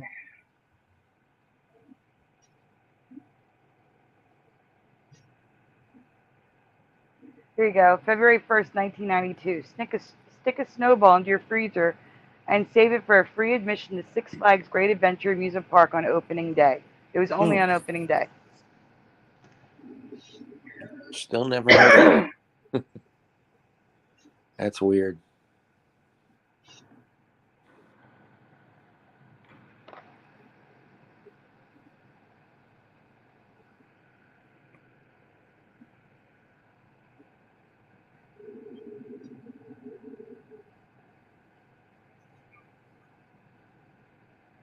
Okay. I don't know if this has been covered before. It was. But Teresa, when she posted it in her group, called this place a beach. So I couldn't find, when I looked in her group, it didn't come up. So credit Teresa Lynch on this one. Because again, it's not a beach. A new rainbow location has just popped into my reality. Most of us have heard of Glacier National Park located in Montana, but have you ever heard of the colored stones of Lake McDonald? No. Lake McDonald is the largest lake in Glacier National Park, and the entire lake at the shoreline is covered in rainbow rocks that are made of mud deposited by a glacier over 1 billion years ago. I would have thought, at least me, I'd have heard of this in the years of researching rainbow locations, but I haven't. Have you? Yeah, I would have thought these would have been gone by people taking them. Yeah, that too. Welcome, Mandela Affected. Welcome, Mandela Affected. Welcome. Nice souvenirs. Oh my god. Alright. Yeah, I'm showing all different colors because I don't know which ones are accurate. Photos can be manipulated.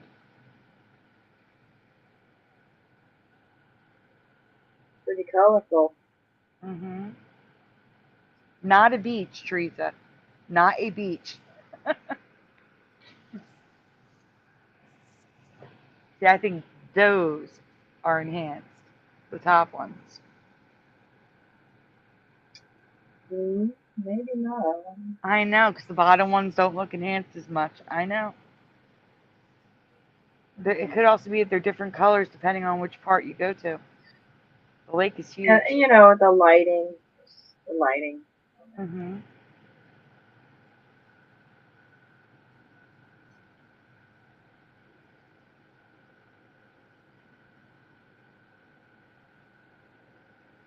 Wow, it's so nice. Alright. That was too short, Sandy. You gotta read the next one, too. Okay. Okay. John says, yeah, some greedy clowns would have pilfered those rocks already. Yeah. But not with the Mandela effect. Genty, I got an even shorter one later today.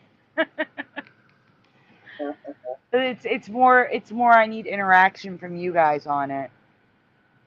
There's only 2 slides. Okay. Yeah.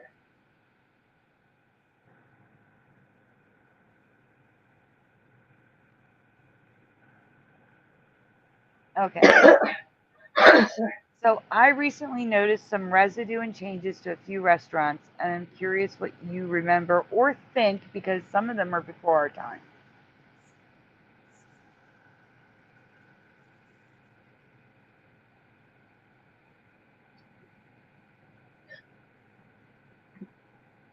Residue merging and other patterns. I'm going to start with 2 lesser known restaurants, both older, but both having a pattern we see over and over in the Mandela Effect community. I cannot say they are changes. They are before my time, but the design choices seem unlikely for that time. And again, it matches the pattern that we see.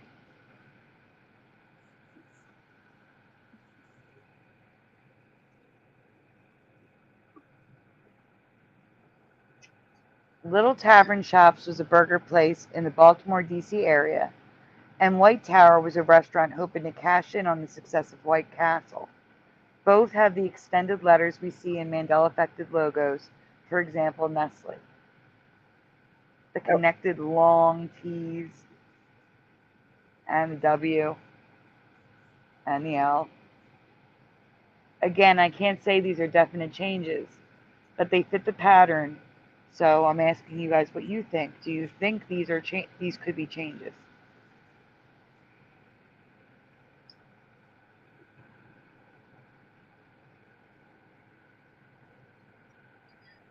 Now this one I am familiar with. This may have been regional to the South Jersey, Philadelphia area because I am familiar with it. A lot of people were not. Arthur Treacher's.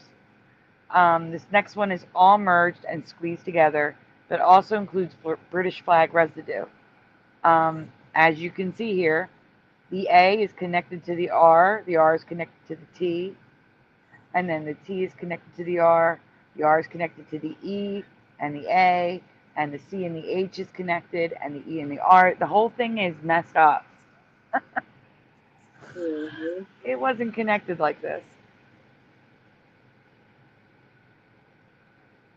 Some of their logos were more merged than others, but all have merging letters and the residue and the residue for the British flag.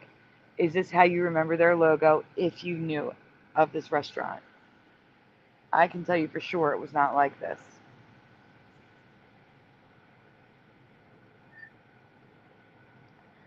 This last one is 100% a change for me, both the name and one of the logos. It's also the only one of these restaurants still in operation, but many locations have recently closed. If you already saw this one, just answer what you originally answered. You can either write out the word or you can say top or bottom. Is the top logo or the bottom logo the name of the restaurant in your reality? And if you don't Bottom. know, you don't know. Ruby Tuesday. Which one? The bottom. For me. Okay. Mandela Effect doesn't know, but says bottom. Oh, don't know on the previous ones. This one is bottom. I gotcha. Virgo says those logos, the previous ones, are wrong for its time, and that I agree with. John Nada was maybe not sure on the previous logos. Joe Bloor is bottom. Jeff, what do you remember? Bottom. Bottom for Jeff. And also, Arthur Treacher's did not look like that. So you remember Arthur Treacher's? Yeah. Mm-hmm. They had them in Jersey. Yep.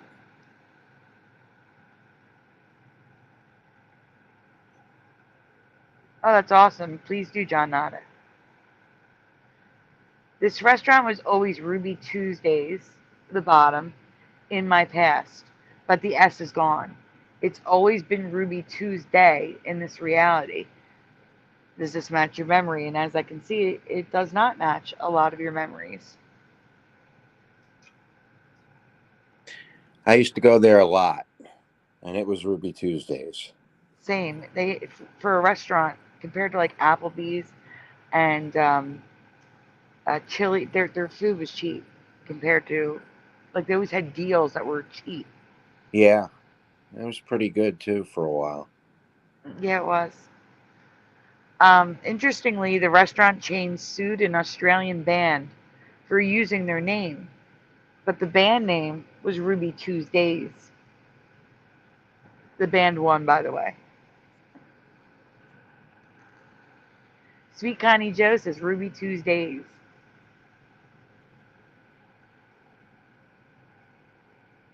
In more legal news, this lawyer is representing waitresses who were underpaid by the restaurant chain. They also remember Tuesdays. The lawyers suing that company remember Ruby Tuesdays. They would have to get that right. You can't get something It's like a that legal wrong. document. Exactly. Yeah. Another Wow. pattern we see with so many changes. Mm-hmm. There's so much residue, including from former employees that you'd assume would know the name of their employer, like Christopher here, who was a host at Ruby Tuesdays. Right. I mean, you can't mess that up. You know, you can't call Ruby Tuesday Ruby Tuesdays. You know, it's not. Yeah. It's just like people Slip. working at Chick-fil-A, Yeah. remembering it with just the C and no K. They would know where they worked. Exactly, like with Brian. Brian worked at Chick-fil-A. Yep.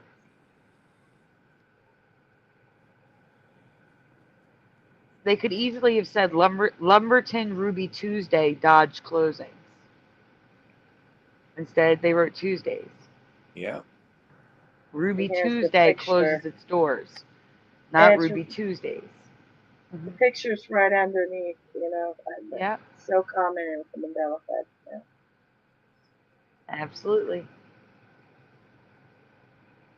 Reminds me of another change that freaks me out. This one, stay here. This one, it says copycat Ruby Tuesdays pasta. And that part underneath is I worked at Ruby Tuesdays for a long time as a waitress, bartender, and expediter. Mm-hmm. So what were you saying, Jeff? That's good. Reminds me of another weird change. Do you either of you remember Victoria's Secret? Oh yeah, Victoria's Yeah. Secret. It was Victoria's Secret, right? Yep, Victoria's Secret. Yep. Mm-hmm. I remember joking with my friends and girlfriends and stuff that it should be called Victoria's Secret. Mm-hmm. And now it always has been. So weird. Yeah. Thank you, John Nada. John Nada's wife remembers Ruby Tuesdays. Yeah, it was always Ruby Tuesdays. This one is crazy.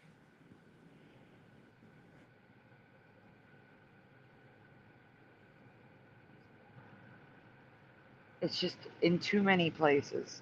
I even cut some of it out.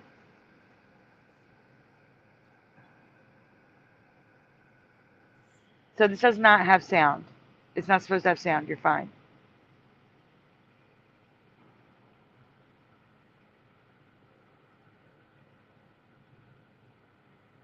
Curiouser? Yeah. Oh. Yeah, so it's When from South Park, and he says, sorry, honey. You didn't hit play. Even South Park remembers Ruby Tuesdays. He's like he's betting on it. Then I have a Polish on Ruby Tuesdays.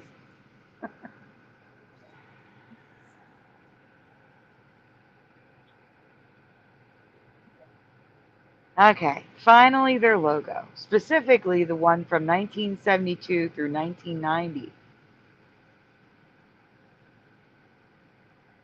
The restaurant's heyday. Do you remember this crazy merging and lizard tongue letter Y? Because I don't at all. So the R, the Y, and the S are all connected. The E and the S is connected. And the Y has two tails. I don't remember that at all. That doesn't look good. Okay. Now the one below it, I do remember. I do remember that gigantic S and that weird D. But I don't remember them connecting at the top, the E connecting to the S, or the two tails. Okay.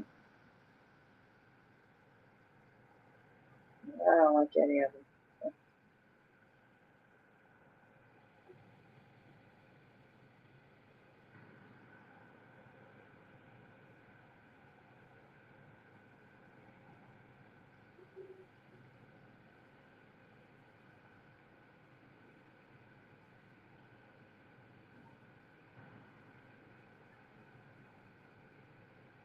Now, I was going to cover another restaurant, but it looks like it was a company change. I remember Ground Round, and now it's The Ground Round, but it looks like they changed it. Because if you look at older signs, it's still Ground Round. But the newer signs say The Ground Round. So if anyone ever looks at that, it looks to be a company change.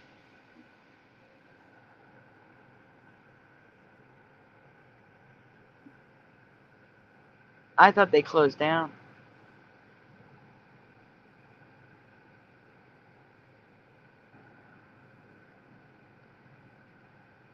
They did, didn't they?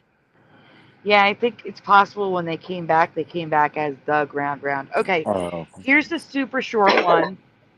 And what we're going to do is we're going to look up your areas. So whatever you feel comfortable sharing, okay?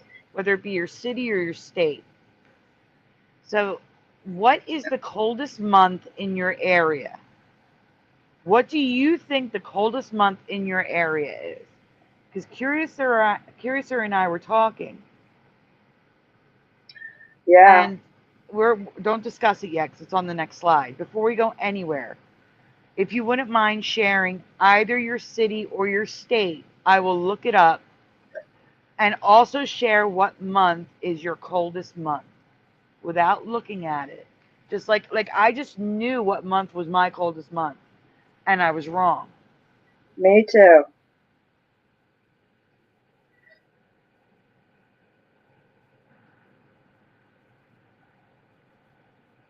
So John Knott is in California and he says January. So give me 1 minute. I'm going to go check. That's the same as Colorado. It's supposed to be January.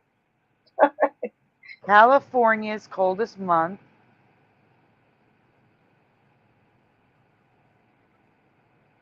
is December. December is the coldest month in California. Closely followed by January and February, but December is the coldest month. Anyone else? Northwest isn't. I need a state. Oh, Northwest Territory, do you mean?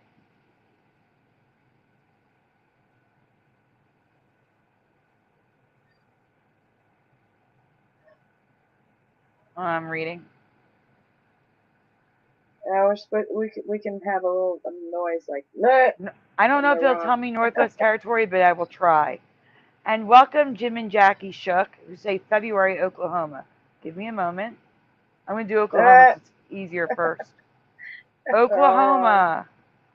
Oklahoma's coldest month is January. Now I'm going to try Northwest Territory and see if it gives me.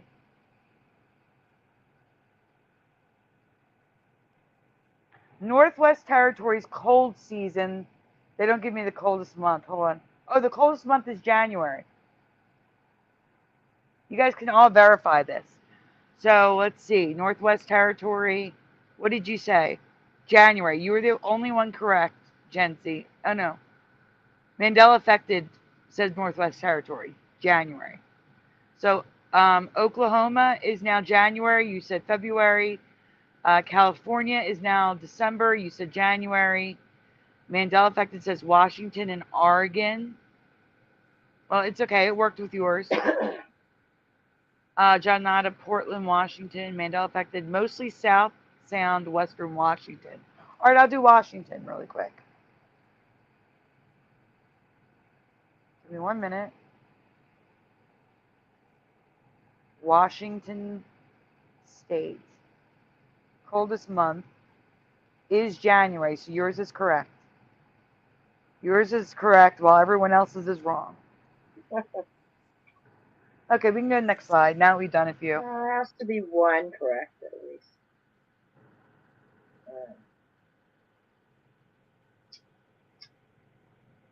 So Curiouser and I were shocked to see that our coldest month was 1 month off from what it should be.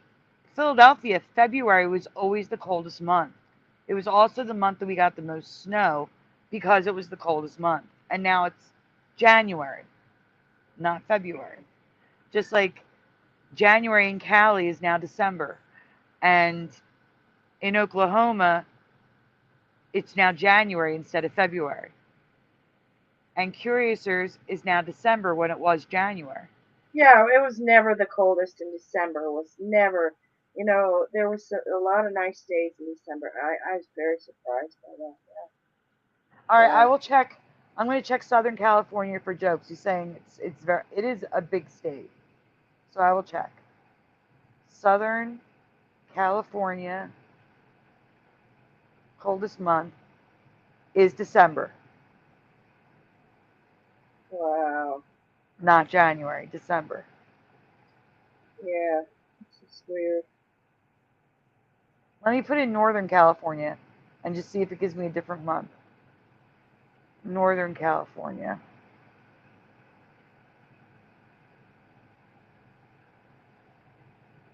Also December, with the hottest month being July. Jeff? Yeah. Oh, Jeff, What's yours? tell me what month, and I'll just put your stuff in.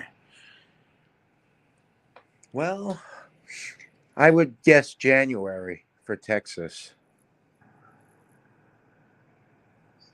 It is January, so yours is correct. You guessed right. What about Jersey, where I used to live? It should be February. See, that's not what I experienced. Yeah. I would say December or January for that. I've never had a white Christmas. And guess what? New Jersey is February. That's weird to me. Yeah. Anyway, we're saying that we believe this could be due to our poles shifting, which we know is happening, or it could possibly be a Mandela effect, like we talked about with the seasons changing and being a little bit earlier, shifting. Or both, yes. Yeah. Anyway, that's the end of that presentation.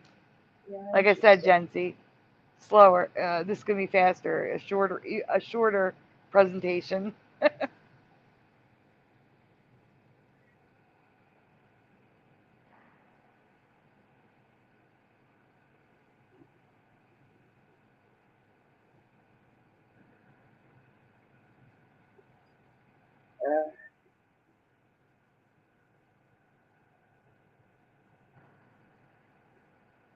See, now New Jersey isn't that big, but Pennsylvania, I wonder if I did Eastern Pennsylvania.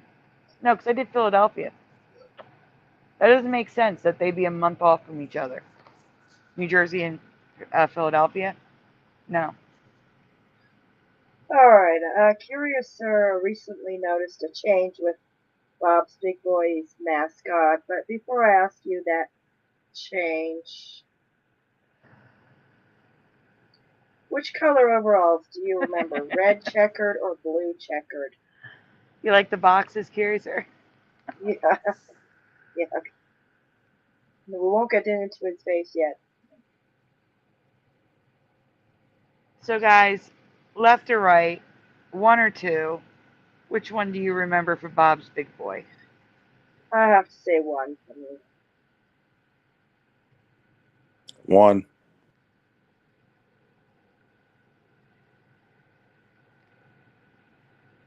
Okay, Jency is a 2 and Joe Bloor is a 1.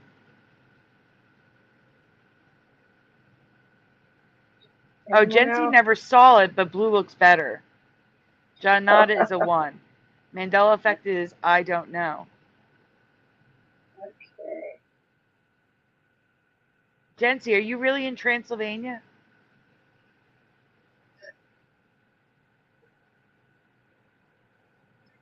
Okay, I can't be the only one who remembers blue, right? For me, I remember seeing both colors, but it's always been red. Anything blue is related to Funko Pop's Chase version, similar to Shiny Pokemon. No blue. No blue at all. Yeah, but we see the big boy, Bob's Big Boy guy there in blue now, so. But the clothings aren't what caught Curious's attention. Yeah. Bob's Big Boy's mascot. How do you remember his smile, A, B, or C?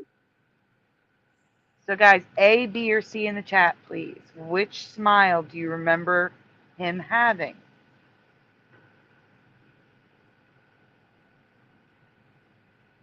Jency is guessing C, but she has no idea. You're allowed to guess. That's fine. Guess whichever looks best to you.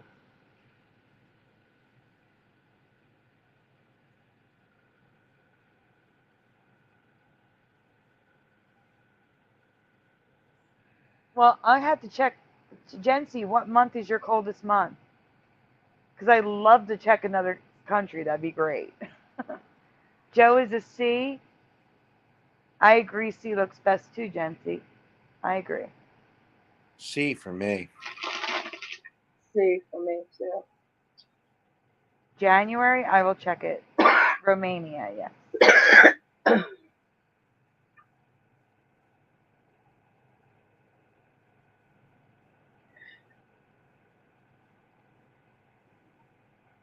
January is your coldest month. You have the current memory of what it is. That's awesome. John Nada is B.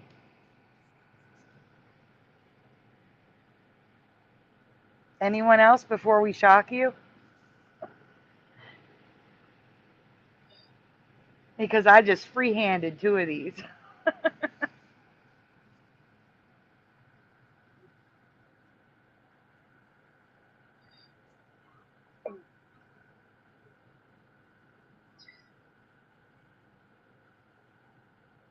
Okay, ready? Yeah, we're ready. Alright, curious to remember C. I'm having a dual memory with B and C, but it's always been A, even with older versions of mascot. You guys, no mouth open. It looks so stupid. Here's some residue. Yeah, it does. The new female version looks more like B and C. Why wouldn't they make her look like her male counterpart? One location of Fritz did have an open mouth design, but every other location was the same, closed mouth smile. Is this your memory? Yeah, I don't remember teeth either. So. Tedzy said, I guess they shut him up. Silenced them. Right. Really. And Joe says, our lips are sealed. The Simpsons modeled this donut place after Bob's Big Boy, but the cartoon had an open mouth too. And so did these other cartoons, but I don't know which ones they're from.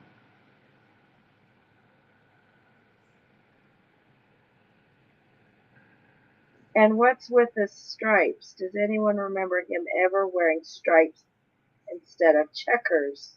No.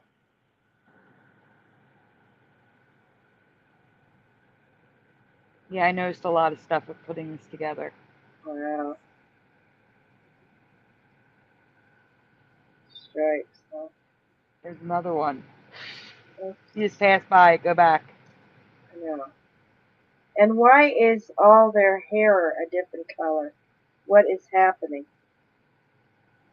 We got brown, red, and black, or orange. Mm-hmm. It was only ever black. Black hair and checkers, never stripes. Yep.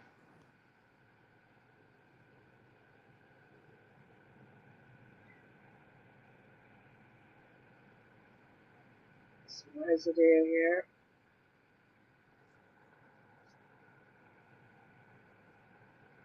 And here we're seeing all different hair colors.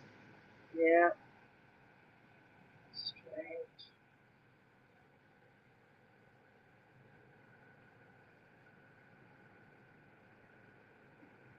Well, no, the comics also had checkers. I don't know why they switched between checkers and stripes. Like they would have the exact same comic book cover that they would give out to kids for 10 cents at the restaurant, and some of them were the checker and some of them were the stripes, but it was the same artwork. So weird.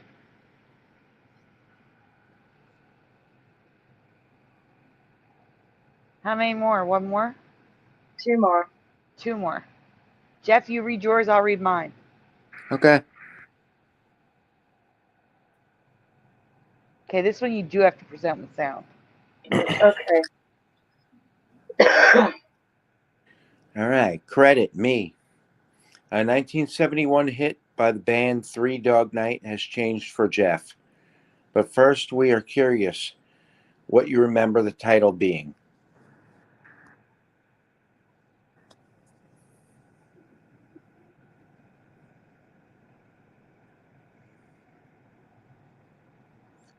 Please fill in the blank with the title you remember. Blank old-fashioned love song. Blank can be multiple words. Good old-fashioned love song. Are you guessing, Curiouser?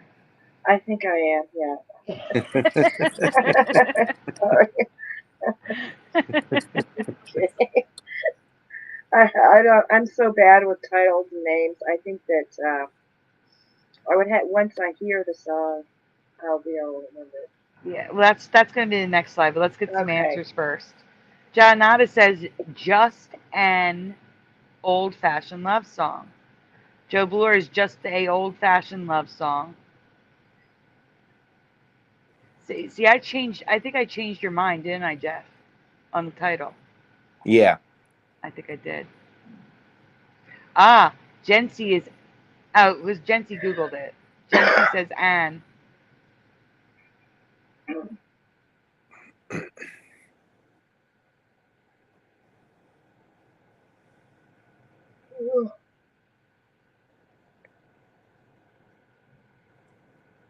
All right, we can go on.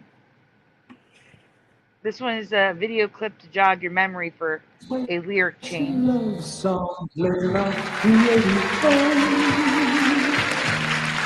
Fashion love song, Go ahead, Jeff. Now, this may seem redundant, but it's not, I promise. The lyrics have changed for Jeff. Again, please fill in the blank, which can be multiple words again. Blank, old-fashioned love song.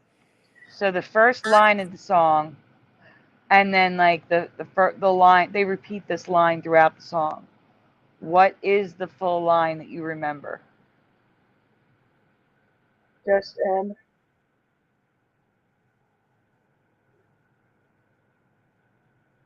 Well, I'll say Jeff and I remember it being longer than the title.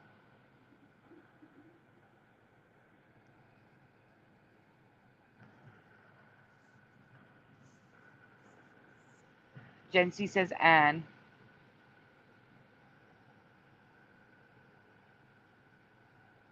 Mandela Effect says good, sweet, just. I'm not sure.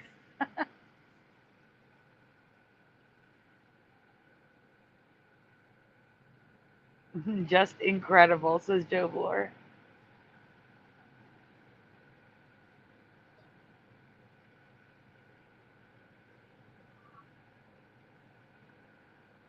Yeah, because we don't have, unless you guys want to chip in, and it's expensive. You have to pay yearly. I think it's like $120 a year to take away that powered by StreamYard. It's a lot of money for a channel that's not monetized yet. It's a lot. Already? Yeah, we can go on. Just an old-fashioned love song playing on the 84. That's what I said, just done. Okay. Jeff and I remember the song slightly different, but we both agree that each sounds better than the current reality. For the first word of the sentence, Jeff remembers that's, and I remember it's, but now there's nothing there. The song lyric starts with just, which you can see above. Is this your memory? So Jeff remembers that's just an old-fashioned love song. I remember it's just an old-fashioned love song. Just an old-fashioned love song. Okay, I hear Justin. To me, it's like an incomplete sentence with him starting with just. Yeah, and there's even a space for the other word too. Just an old-fashioned love song. Okay, yeah, it doesn't sound Yeah, I right. remember it as that's just an old-fashioned love song. That's how I remember it. And luckily, we're going to get to hear it. We will get to hear his version. Not mine, but his. Even Stranger is the title. I remember the title as just an old-fashioned love song, and that is the title when performed by Paul Williams.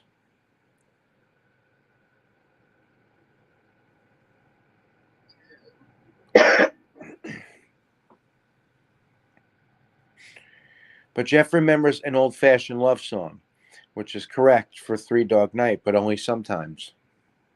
And now Jeff is leaning towards just because I convinced him. Yep. You can find song titles starting with just and old.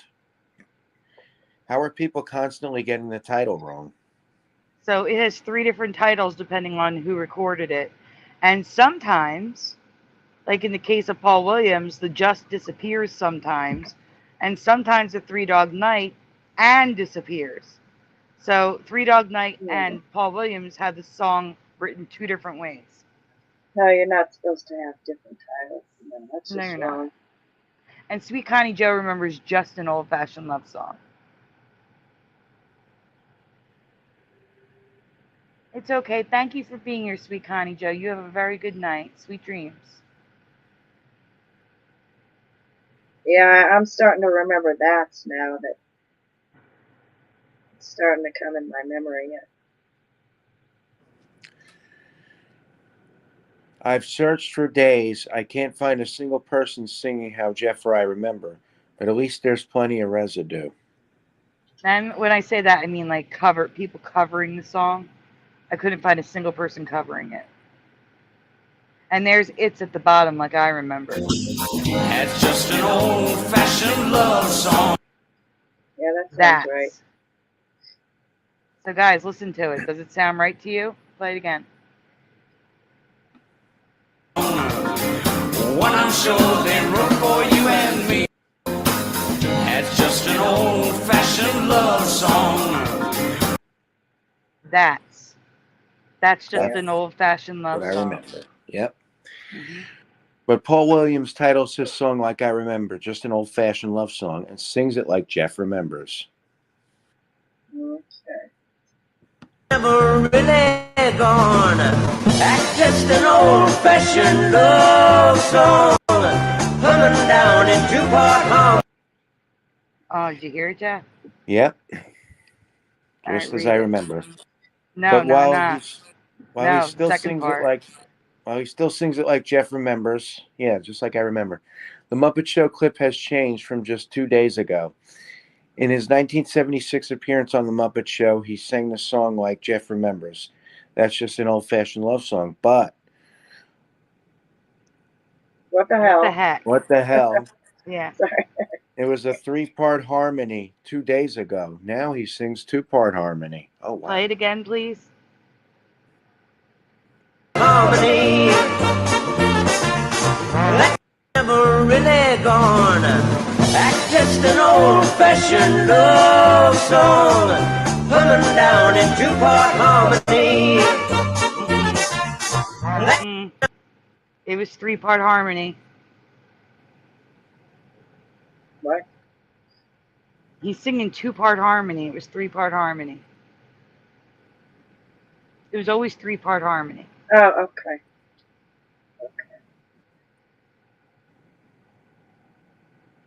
John Nada, no, it was 3. See? That's why I'm freaking out too. All right.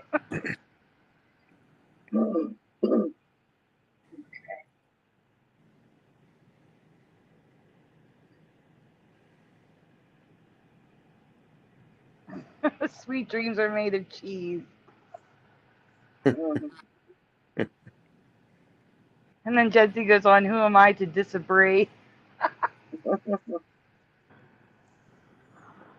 right, so here is an old-fashioned love song like it's titled now.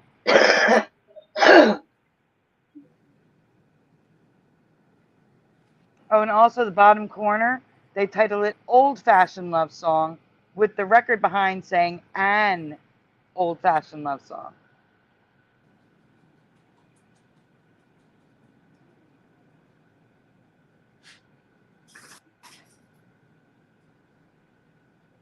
Okay, so here we have It's Just an Old-Fashioned Love Song like I remember in a magazine. It's just. That's all. It's just an old-fashioned love song like I remember it. So Jeff remembers that. I remember It's. Either way, they're gone.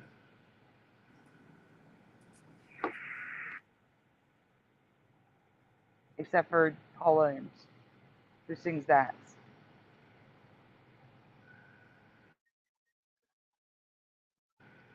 There's 3-part harmony. Yeah, 3-part harmony. It's always been 3-part, never 2. It lost a part.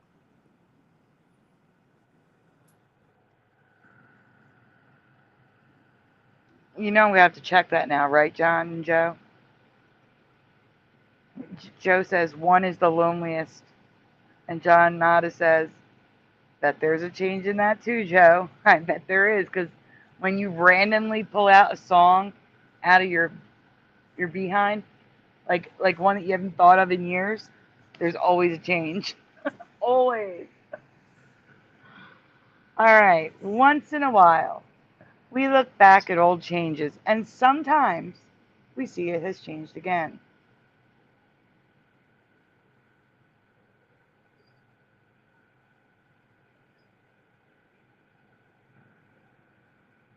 Yes or no? Do you remember a large mole on Abraham Lincoln's face? In the chat. Yes or no? Large mole on his face. What do you remember? No mole, says Jency. No, says Mandela Affected. Curious or Jeff, you can answer while the chat is answering. No. No. John nodded. Yes, they used to be lined up and looking in the same direction. And I will have some residue for that tonight as a bonus at the end of this presentation. Anyone else?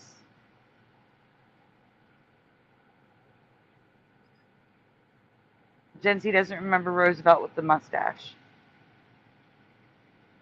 Not only do I not remember a mole on his face that is 100% there now, if you look in his the folds around his mouth, there's a bump. That's the mole. I don't remember that there. I really do not remember it being visible on Mount Rushmore. Do you? because it's visible on Mount Rushmore.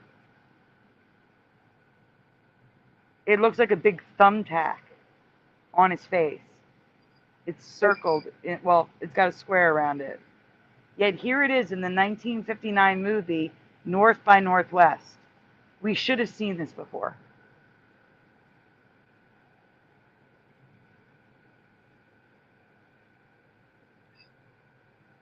There's going to be more pictures of it, don't worry.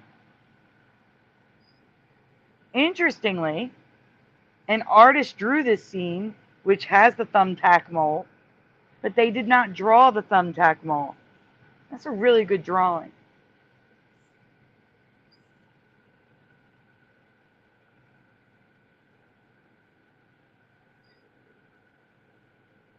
Well, it's in clip art, Jan.24th, so it probably is in the penny. It's in clip art, bad drawings, good drawings. It's everywhere. And then I found also clip art and good drawings without the mole. Although it looks like the bottom left is starting to get one.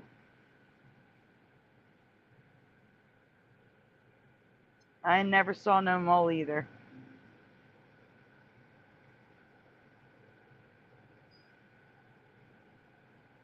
Here's another question for you. Another thing. I was unaware if they carved the faces by drilling holes in the rock, which may or may not be a Mandela Effect. It could just be info I didn't know. But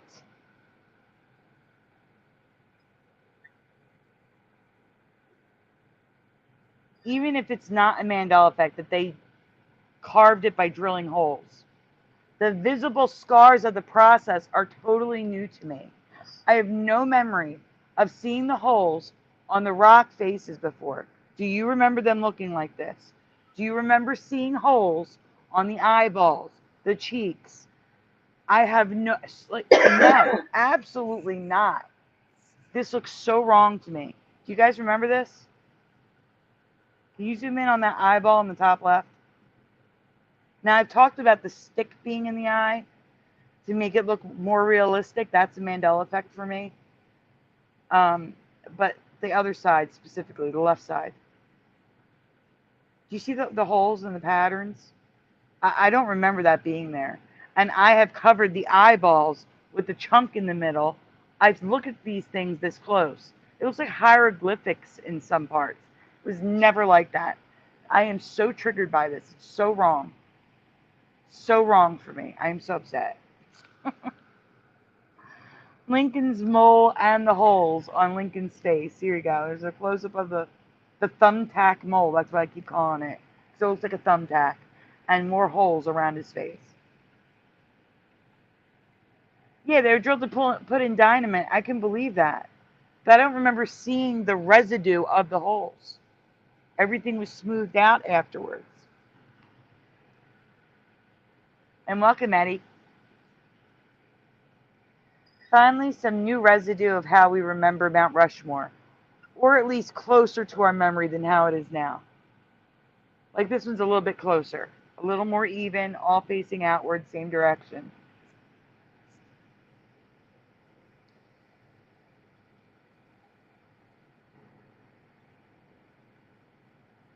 And these are people's ridiculous drawings, but and like copy and paste. But I really like the Beatles one. The Beatles one is great residue. I love that. That is closest to what I remember there.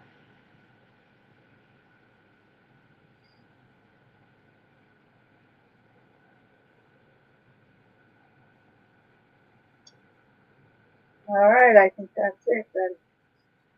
That is it. Eddie, you got here at the very end. I'm sorry. Yeah, it's real late though. It is really late. It's already 1:30 here. We started very late. Yeah, we started late. So, yeah. Well, I'm gonna have to go then. All right, everyone. It's been a great show. Glad you could join, and we'll see you say soon. goodnight. Yeah, next show, hopefully in a week, if not the week after. So, everyone have a good night then. Thank you. Good night, everyone. Good night, everyone.